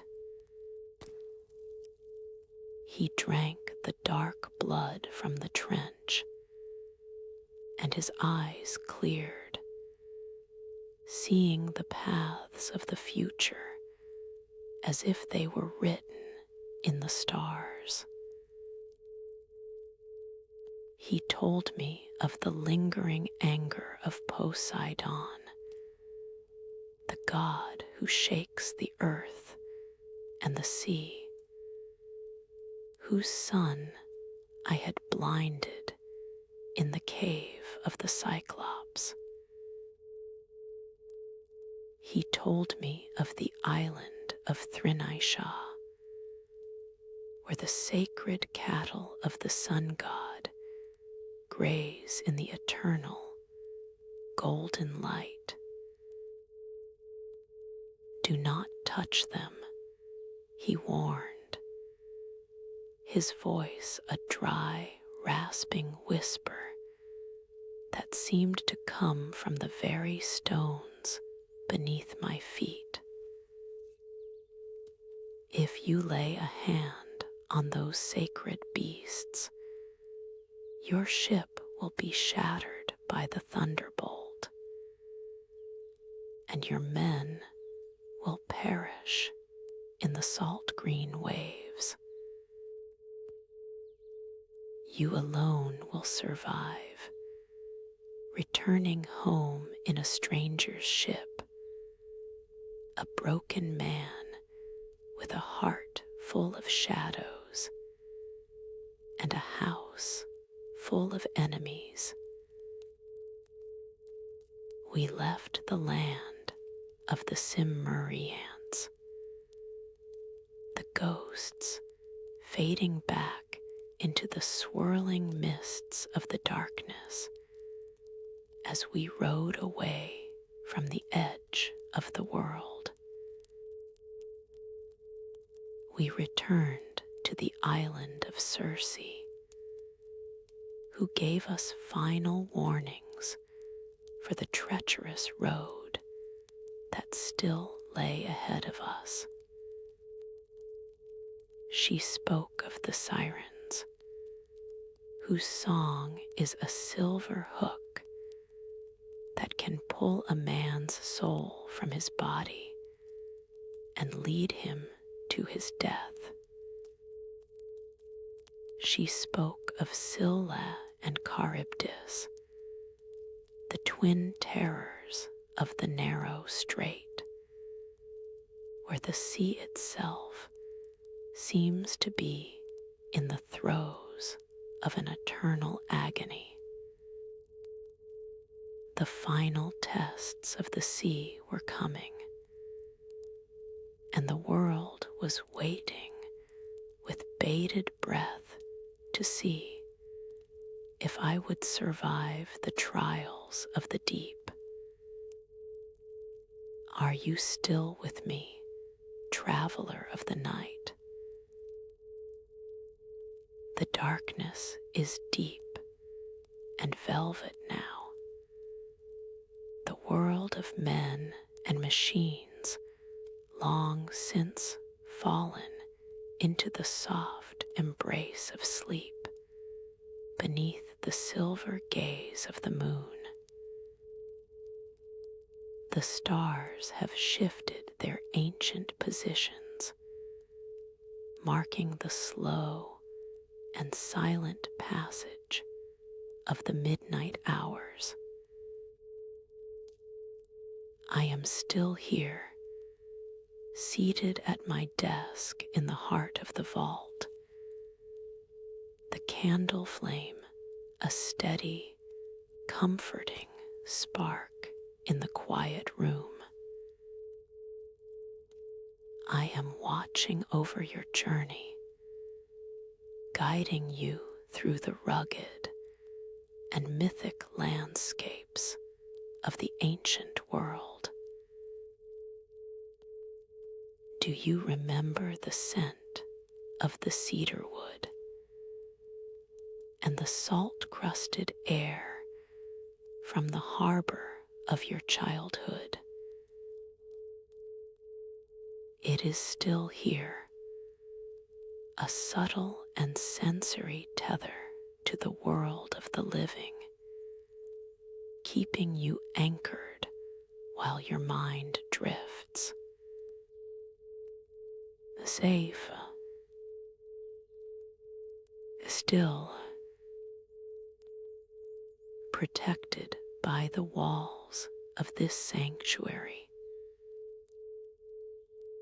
Let the story carry you further into the deep heart of the dark, where the mysteries and the ancient truths dwell. Breathe in the silence and breathe out the last of your waking thoughts. The wine-dark sea is calling your name. We set sail at the first light of dawn. The sky, a bruised and heavy purple that slowly bled into a pale, watery blue over the eastern horizon. The wind was fair and steady, filling our salt-crusted sails with a pressure that felt like the reassuring hand of a friend on a tired shoulder. The morning sun reflected on the shield-like surface of the water.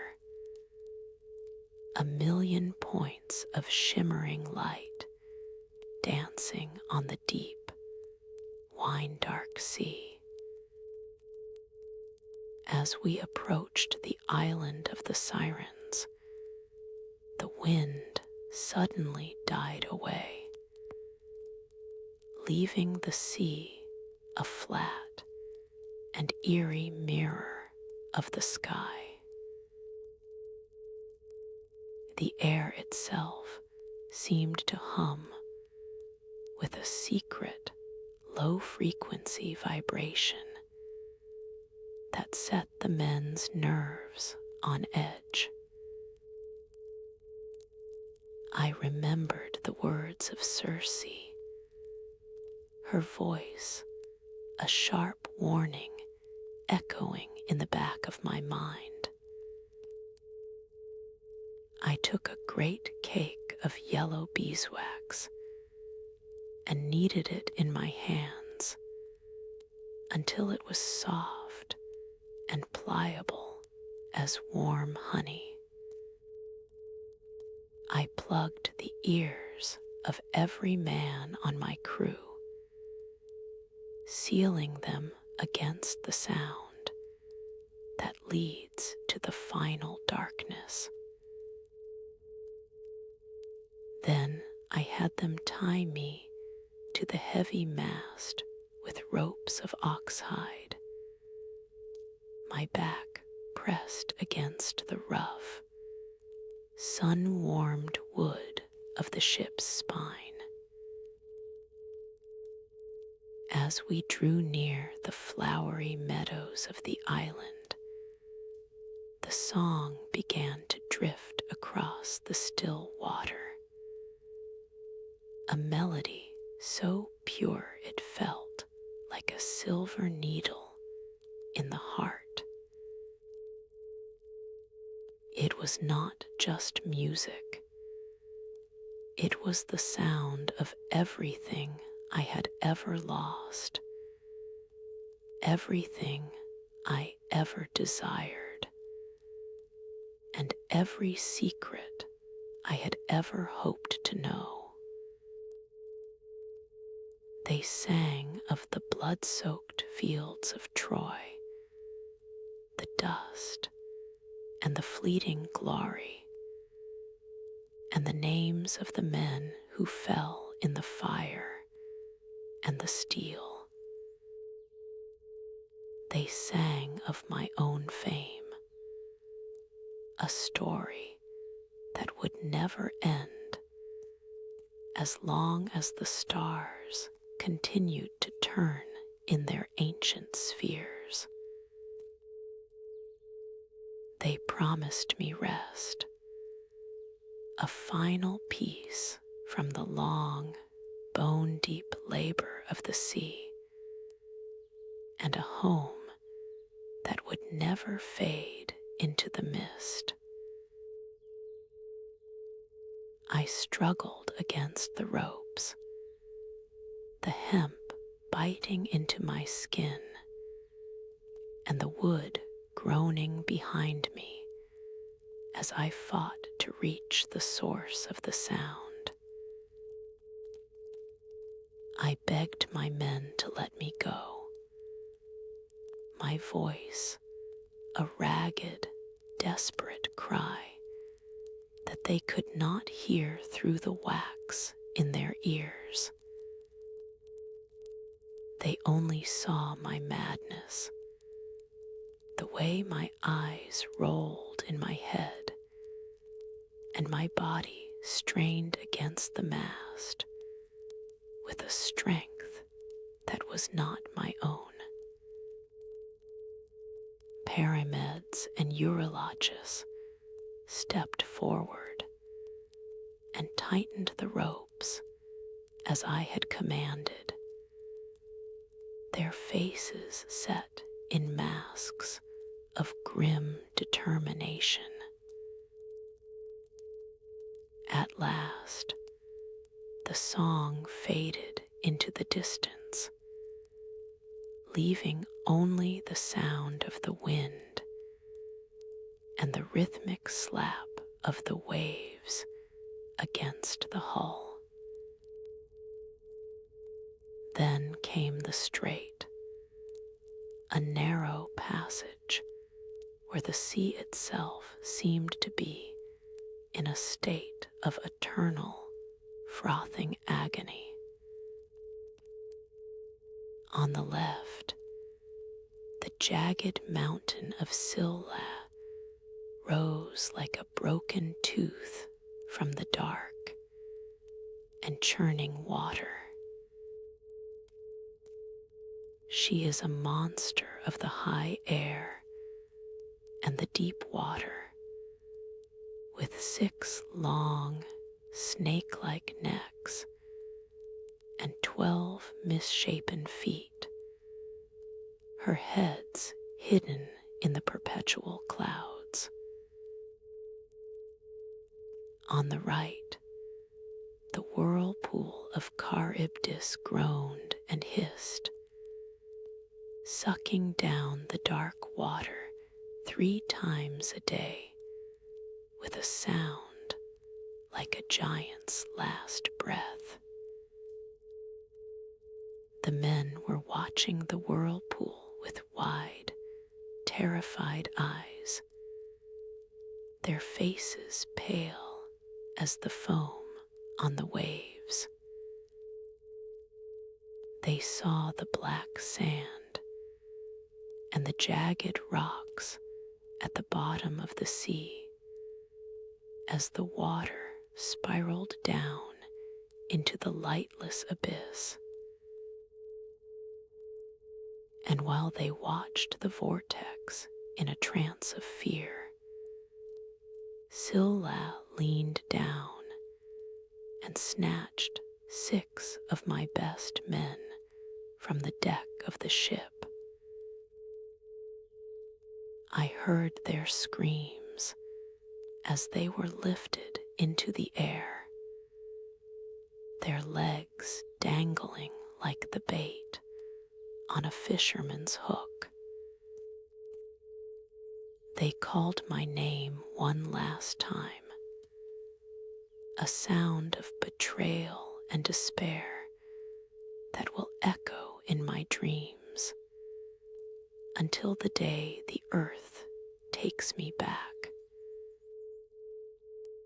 It was the most pitiful thing I have ever seen in all my years of travel and the bloody business of war.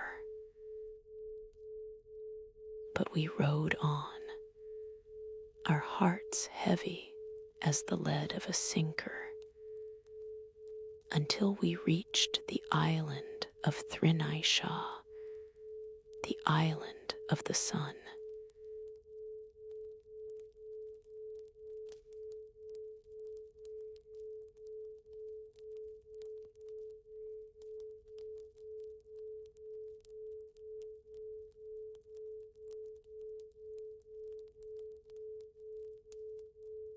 The water is dark and deep here, a mirror for the shadows of the soul.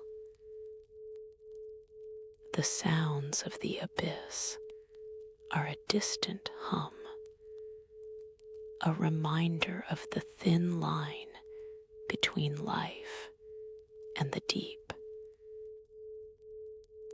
The men were exhausted, their spirits shattered by the horrific sight of their comrade's death in the jaws of Scylla.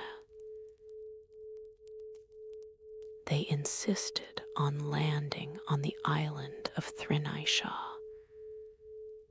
their voices thick with the heavy, leaden fatigue that clouds the judgment of even the wisest men. I remembered the warnings of Tiresias and Circe, their words a cold weight in my chest.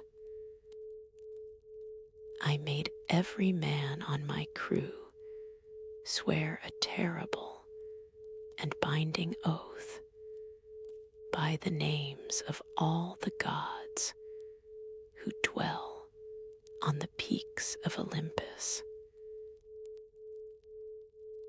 Do not touch the cattle of the sun, I warned them, for they are sacred to Helios, the god who sees and hears all things that happen beneath the sky.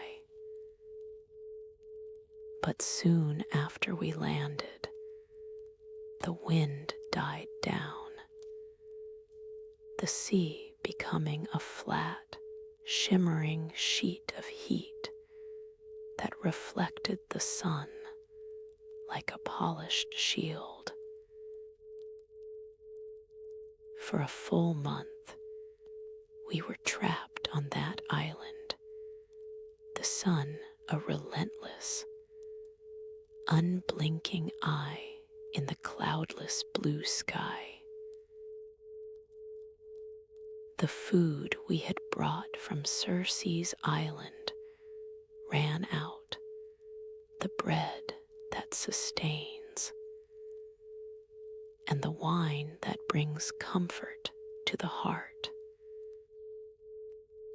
The men were starving, their skin clinging to their bones like parchment, their eyes hollow and dark with a desperate hunger.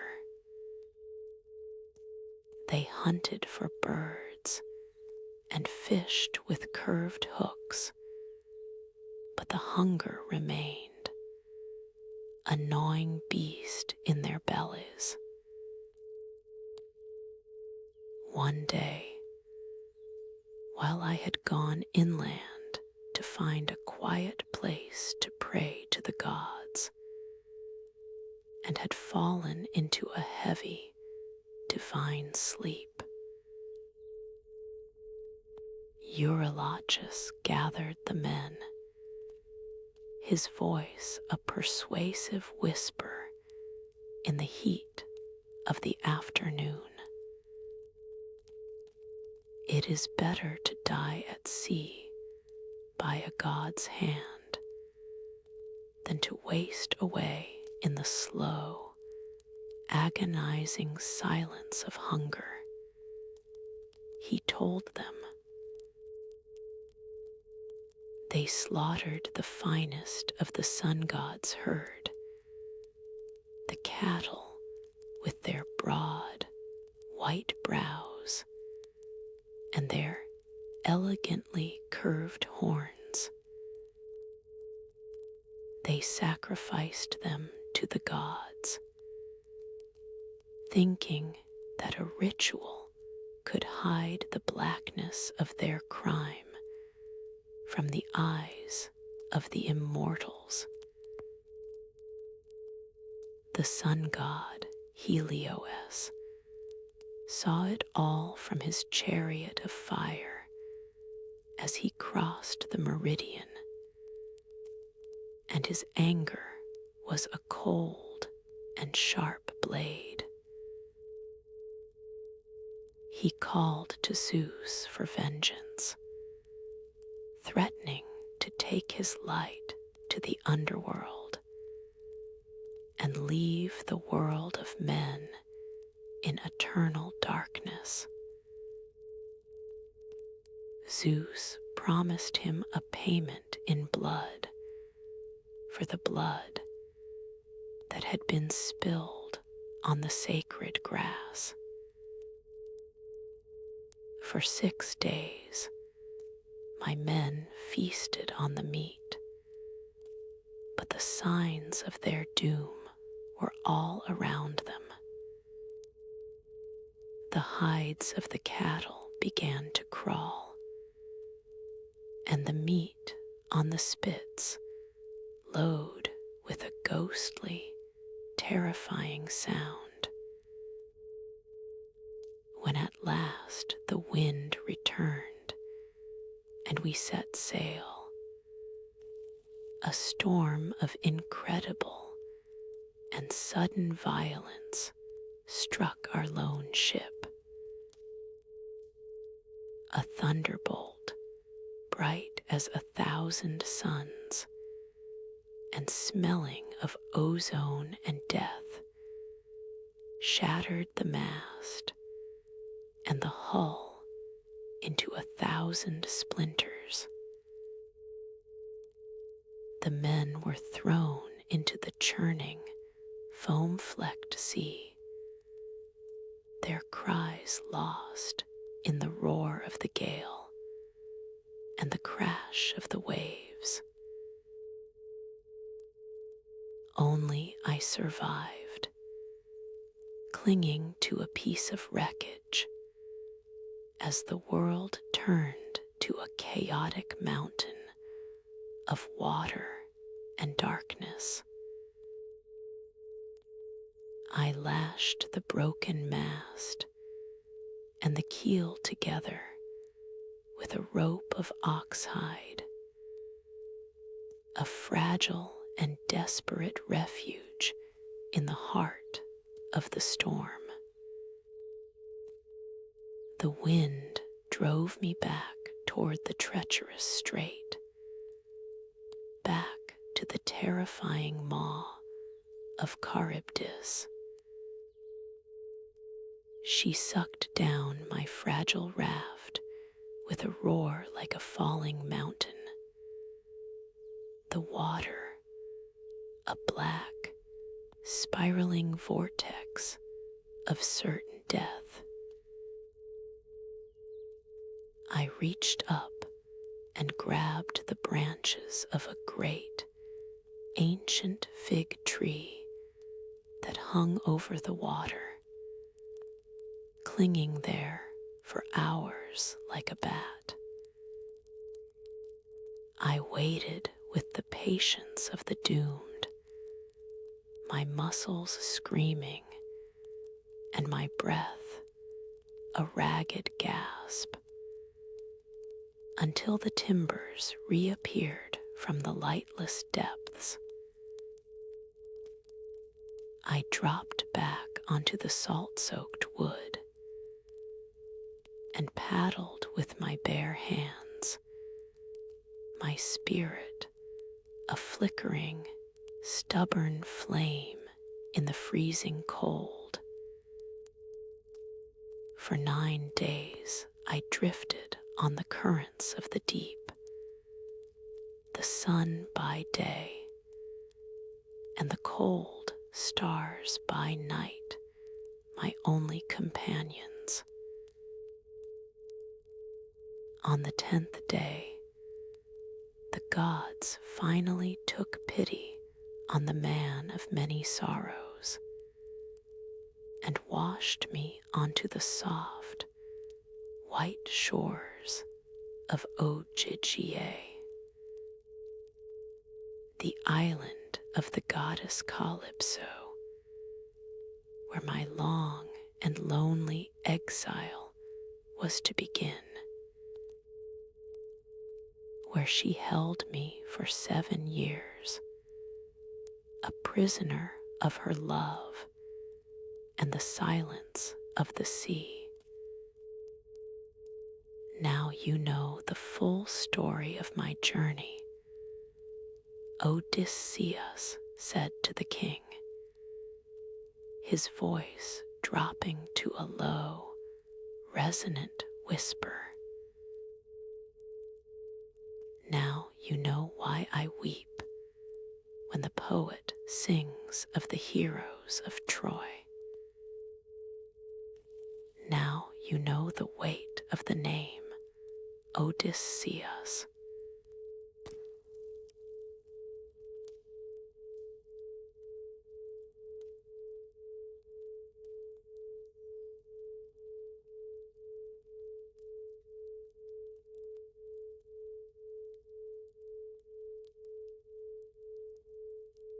The journey is almost home. The air is warm and familiar. The Phaeacians, true to their word, prepared a ship of incredible and ancient speed, a vessel that seemed to move by the power of thought rather than by the strength of the wind or the sweat of men. The hull was carved from the heart of a sacred cedar, its wood dark and smelling of deep forests and secret resins. They laid a bed of soft fleeces on the deck, white as the foam on the crest of a wave. And as the oars first touched the water, I fell into a sleep so deep it was like a temporary death. I did not feel the rhythmic surge of the ship as it cut through the dark, wine-dark sea, nor did I hear the rhythmic, low-frequency chant of the 50 rowers. While I slept, the ship flew across the water like a bird returning to its nest, reaching the rugged and familiar shores of Ithaca, just as the morning star began to rise in the eastern sky. The air of my home was cool and crisp, smelling of wild thyme and the salt spray of the cliffs. They carried me ashore, still wrapped in the heavy, dreamless sleep of the gods, and laid me gently on the white sand of a hidden cove. They placed the gifts of the Phaeacians beside me, massive tripods of polished bronze and cauldrons of hammered gold, and garments of such fine weave they felt like silk against the skin.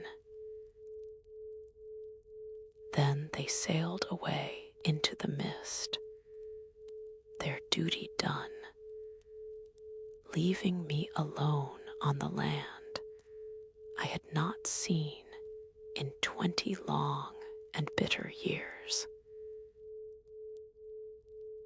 When I finally woke, a thick and shimmering mist covered the island, a gift from Aeaea to hide the truth from my eyes until the time was right.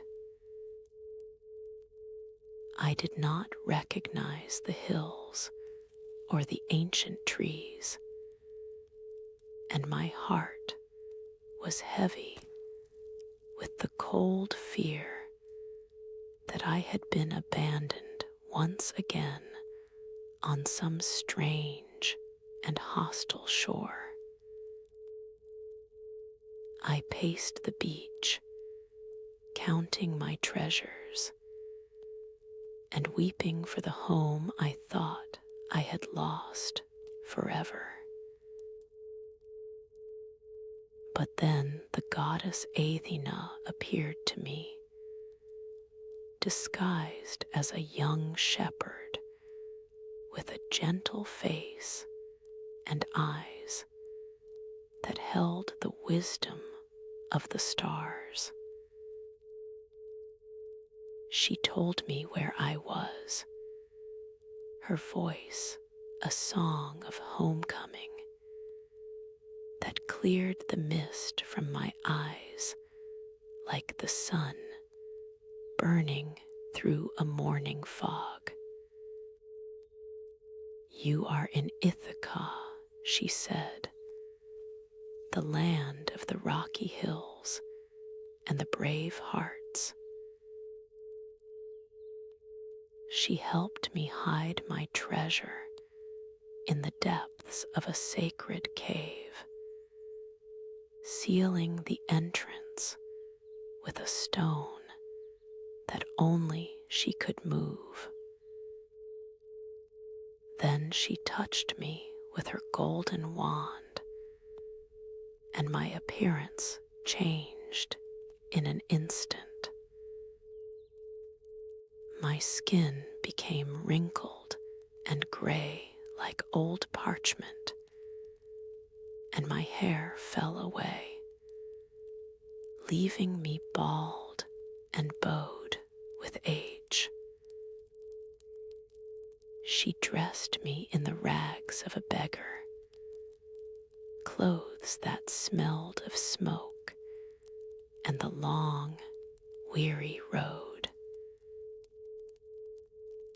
You must be patient, Odysseus, she whispered, her voice a low vibration in my mind. For the house of your fathers is full of enemies. I went first to the humble hut of Eumaeus, the loyal swineherd who still loved the memory of his absent master. He lived high in the hills, in a place where the air was thin and the view of the sea was endless.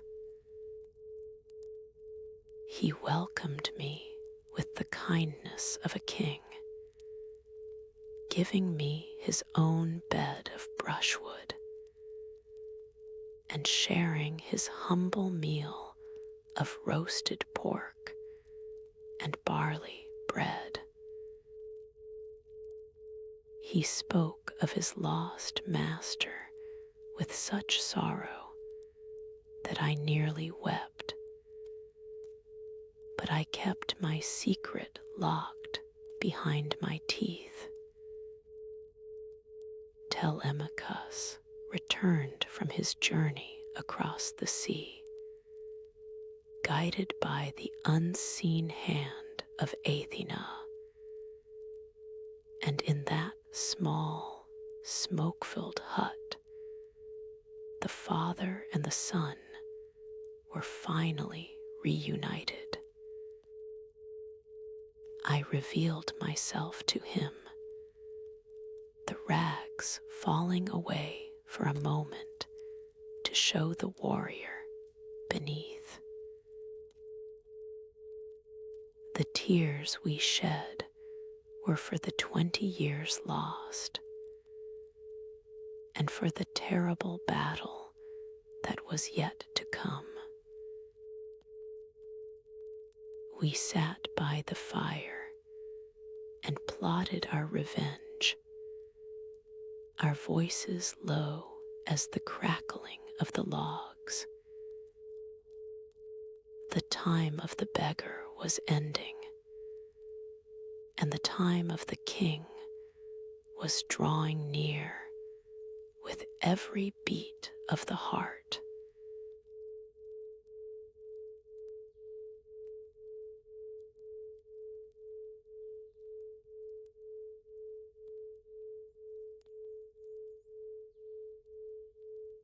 The stone floor of the palace is cold under your feet, a memory of the winter.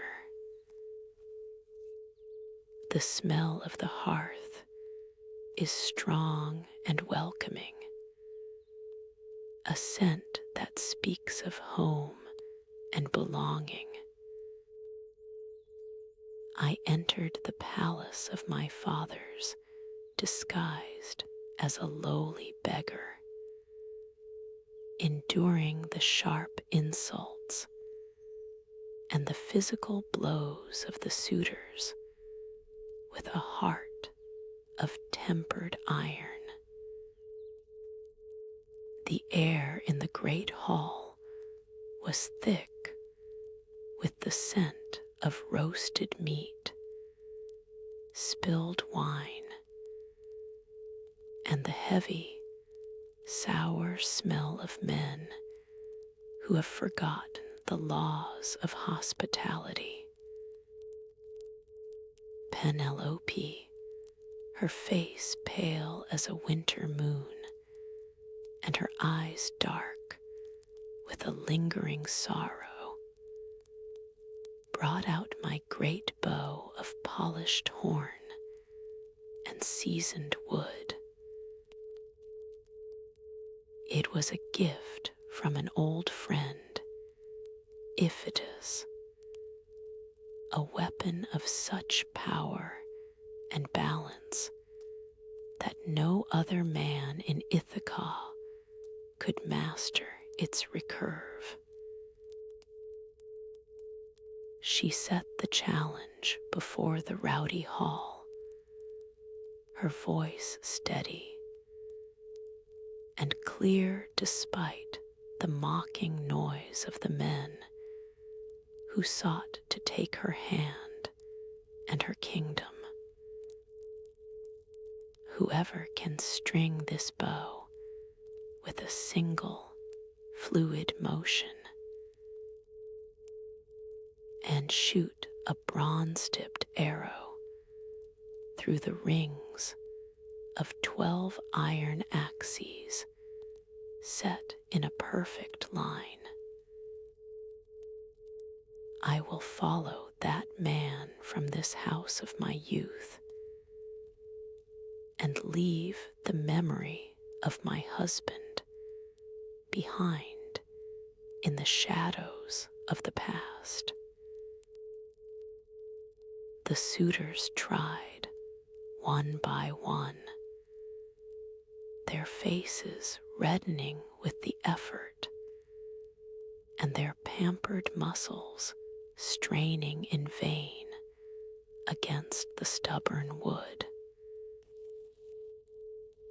They were weak and foolish, their spirits softened by years of luxury, greed, and the easy life of a parasite. They rubbed the bow with warm tallow to try and soften the horn, but the weapon would not yield to their unworthy touch. I asked for a turn, my voice a humble, gravelly murmur from the shadows near the threshold. They laughed at me, their mockery a sharp and ugly edge in the air, a chorus of derision that filled the hall. But I took the bow in my hands, feeling the familiar weight and the perfect, lethal balance of the ancient wood. I checked every inch of it for damage, my fingers moving with the muscle memory of 1,000 hunts and 100 battles. Then, with a sudden and effortless motion that seemed as natural as breathing, I strung the bow as easily as a master singer strings a lyre. The string twanged with a sound like a swallow's cry, a clear, sharp note that silenced the room and sent a cold shiver of dread through the hearts of the suitors. I took a bronze-headed arrow from the table and drew the string back to my ear, my focus narrowing, until the world was nothing but a single, straight line through the rings. The arrow flew with a hiss of feathers, a streak of light that passed through every ring and found its mark with unerring, divine precision. In that moment, I stripped off my beggar's rags, the powerful muscles of a warrior revealing themselves in the flickering torchlight. I leaped onto the high stone threshold, my quiver full of the sharp-tongued messengers of death.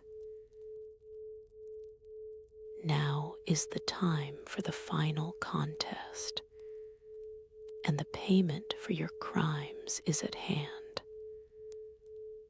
I shouted, my voice a roar of thunder that shook the very rafters of the house. With Telemachus, the loyal swineherd, and the faithful cowherd at my side, the massacre of the suitors began. The great hall, once a place of feasting and laughter, became a place of justice and blood. The suitors, caught in the trap of their own arrogance, had no place to hide from the cold and righteous anger of the king. One by one they fell, until the house was finally cleared of their noise and their insatiable greed. The air of Ithaca, so long choked by the smell of their corruption, was was finally fresh and clean once more.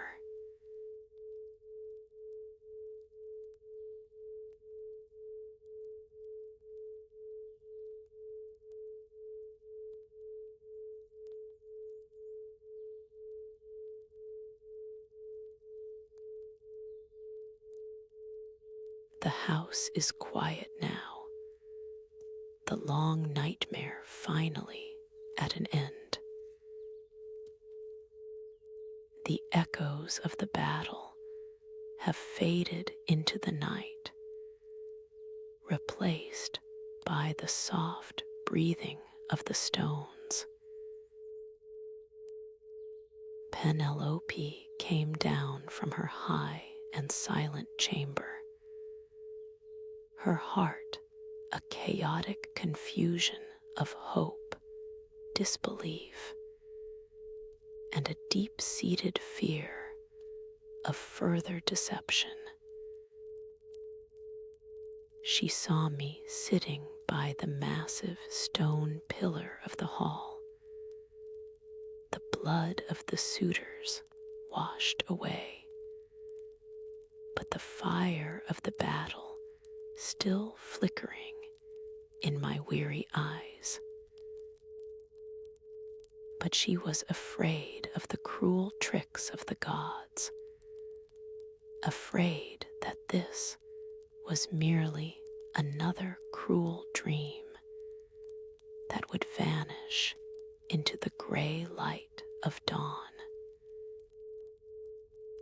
She sat across from me in the firelight, her eyes searching my face for the man she had loved 20 years before. She tested me one last time, a test of the heart, the memory, and the secrets that only a husband and wife can share. Move the great bed from our bridal chamber, she said to the old nurse, Eurycleia, and make it ready for this stranger to rest his tired limbs. I flared up with the sudden, sharp anger of a husband who sees his most sacred work disturbed. No man, not even a god, can move that bed from its place. I said, my voice thick with an emotion that had been bottled up for 2 decades. I built it myself with these very hands, building it around the living trunk of a great, ancient olive tree that grew within the walls of the palace. Its roots are deep in the very earth of Ithaca, and its branches once touched the sky. I carved the posts from the solid wood and inlaid them with gold, silver, and the finest ivory, making it a part of the house, a part of the earth, and a part of us. She knew then, with a certainty that flooded her soul like the rising tide, that the man before her was no ghost or god, but the husband she had waited for through the long, lonely years.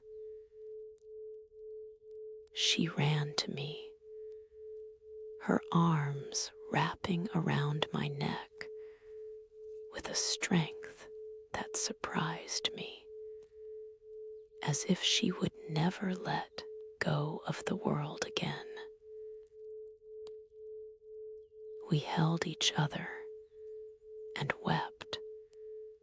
The 20 years of waiting, the salt spray of the sea, and the blood of the war, all dissolving in the heat of our shared tears. Athena, taking pity on our profound joy and our long-delayed reunion, held back the golden horses of the dawn, Lampus and Phaeacian. She gave us a long, silent, and blessed night to tell our stories, to share our sorrows, and to find each other again in the protective darkness of our home. The next day, under a sky of clear and brilliant blue, I went to the sun-drenched orchard and found my father, Laertes, working the soil with hands that were as gnarled as the vines. The family was finally whole again. The broken and scattered pieces fitted back together by the invisible hand of destiny and the will of the gods. The families of the fallen suitors came for war, their hearts full of the black poison of vengeance and the ancient hunger for bloodlust. But Athena appeared above us in all her terrifying glory, her aegis shield flashing like a second sun in the middle of the field. She commanded peace with a voice that rang through the valley like a celestial trumpet, and the weapons fell from the trembling hands of the angry men. The wanderer was finally home. The long and winding journey that had begun at the burning walls of Troy was finally, truly done. The wine-dark sea was now only a memory, and the land of Ithaca was a promise kept, a sanctuary found, and a life begun anew. Listen to the silence now, the deep, heavy silence of a heart at rest. The sea is far away, its waves only a faint murmur in the back of your mind. The fire in the hearth is warm, a steady glow that banishes the cold. The bed is soft, the linens smelling of sun and lavender. You are safe. You are home. Breathe in the stillness. Slow, deep. The wine-dark sea is still, and the journey is over. Sleep, traveler. Sleep. The story is complete. But you are still traveling through the landscapes of sleep. I will stay here at this desk, watching over your journey. The candle will burn until dawn. Before you drift into the final darkness of the night. If you found peace in this journey through the wine-dark sea, I invite you to join our circle at the end of your rest. Subscribe to the vault to ensure your place at the desk, and leave a like to guide other weary travelers home. Your presence keeps these candles lit. I want to welcome our newest seekers, Ron, Alina, Bruce, and Michelle. Your presence here is like a steady star in the night sky. The obsidian etching is nearly complete. The first 100 seekers to subscribe will have their names etched forever into the stone of this observatory. Leave a comment with the name of a mythic character you wish to represent you.